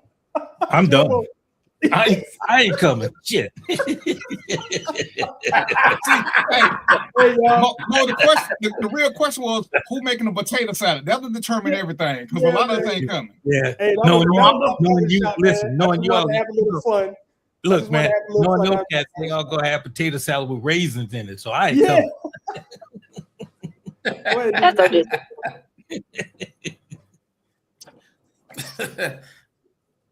Well, I gross. go. Hey, look, my parting words is excellent show. I enjoyed it. I learned something. Like every week, I learned something. Sharonda, definitely appreciate you coming with different energy. And anybody that'll go toe to toe with Mo is a friend of mine. I mean, Joe Mo is a friend of mine. So I appreciate you being here. And it was good dialect, respectful and good dialect between y'all two. So I appreciate it. 2 thumbs up. What you got for me, Joe? I enjoyed it.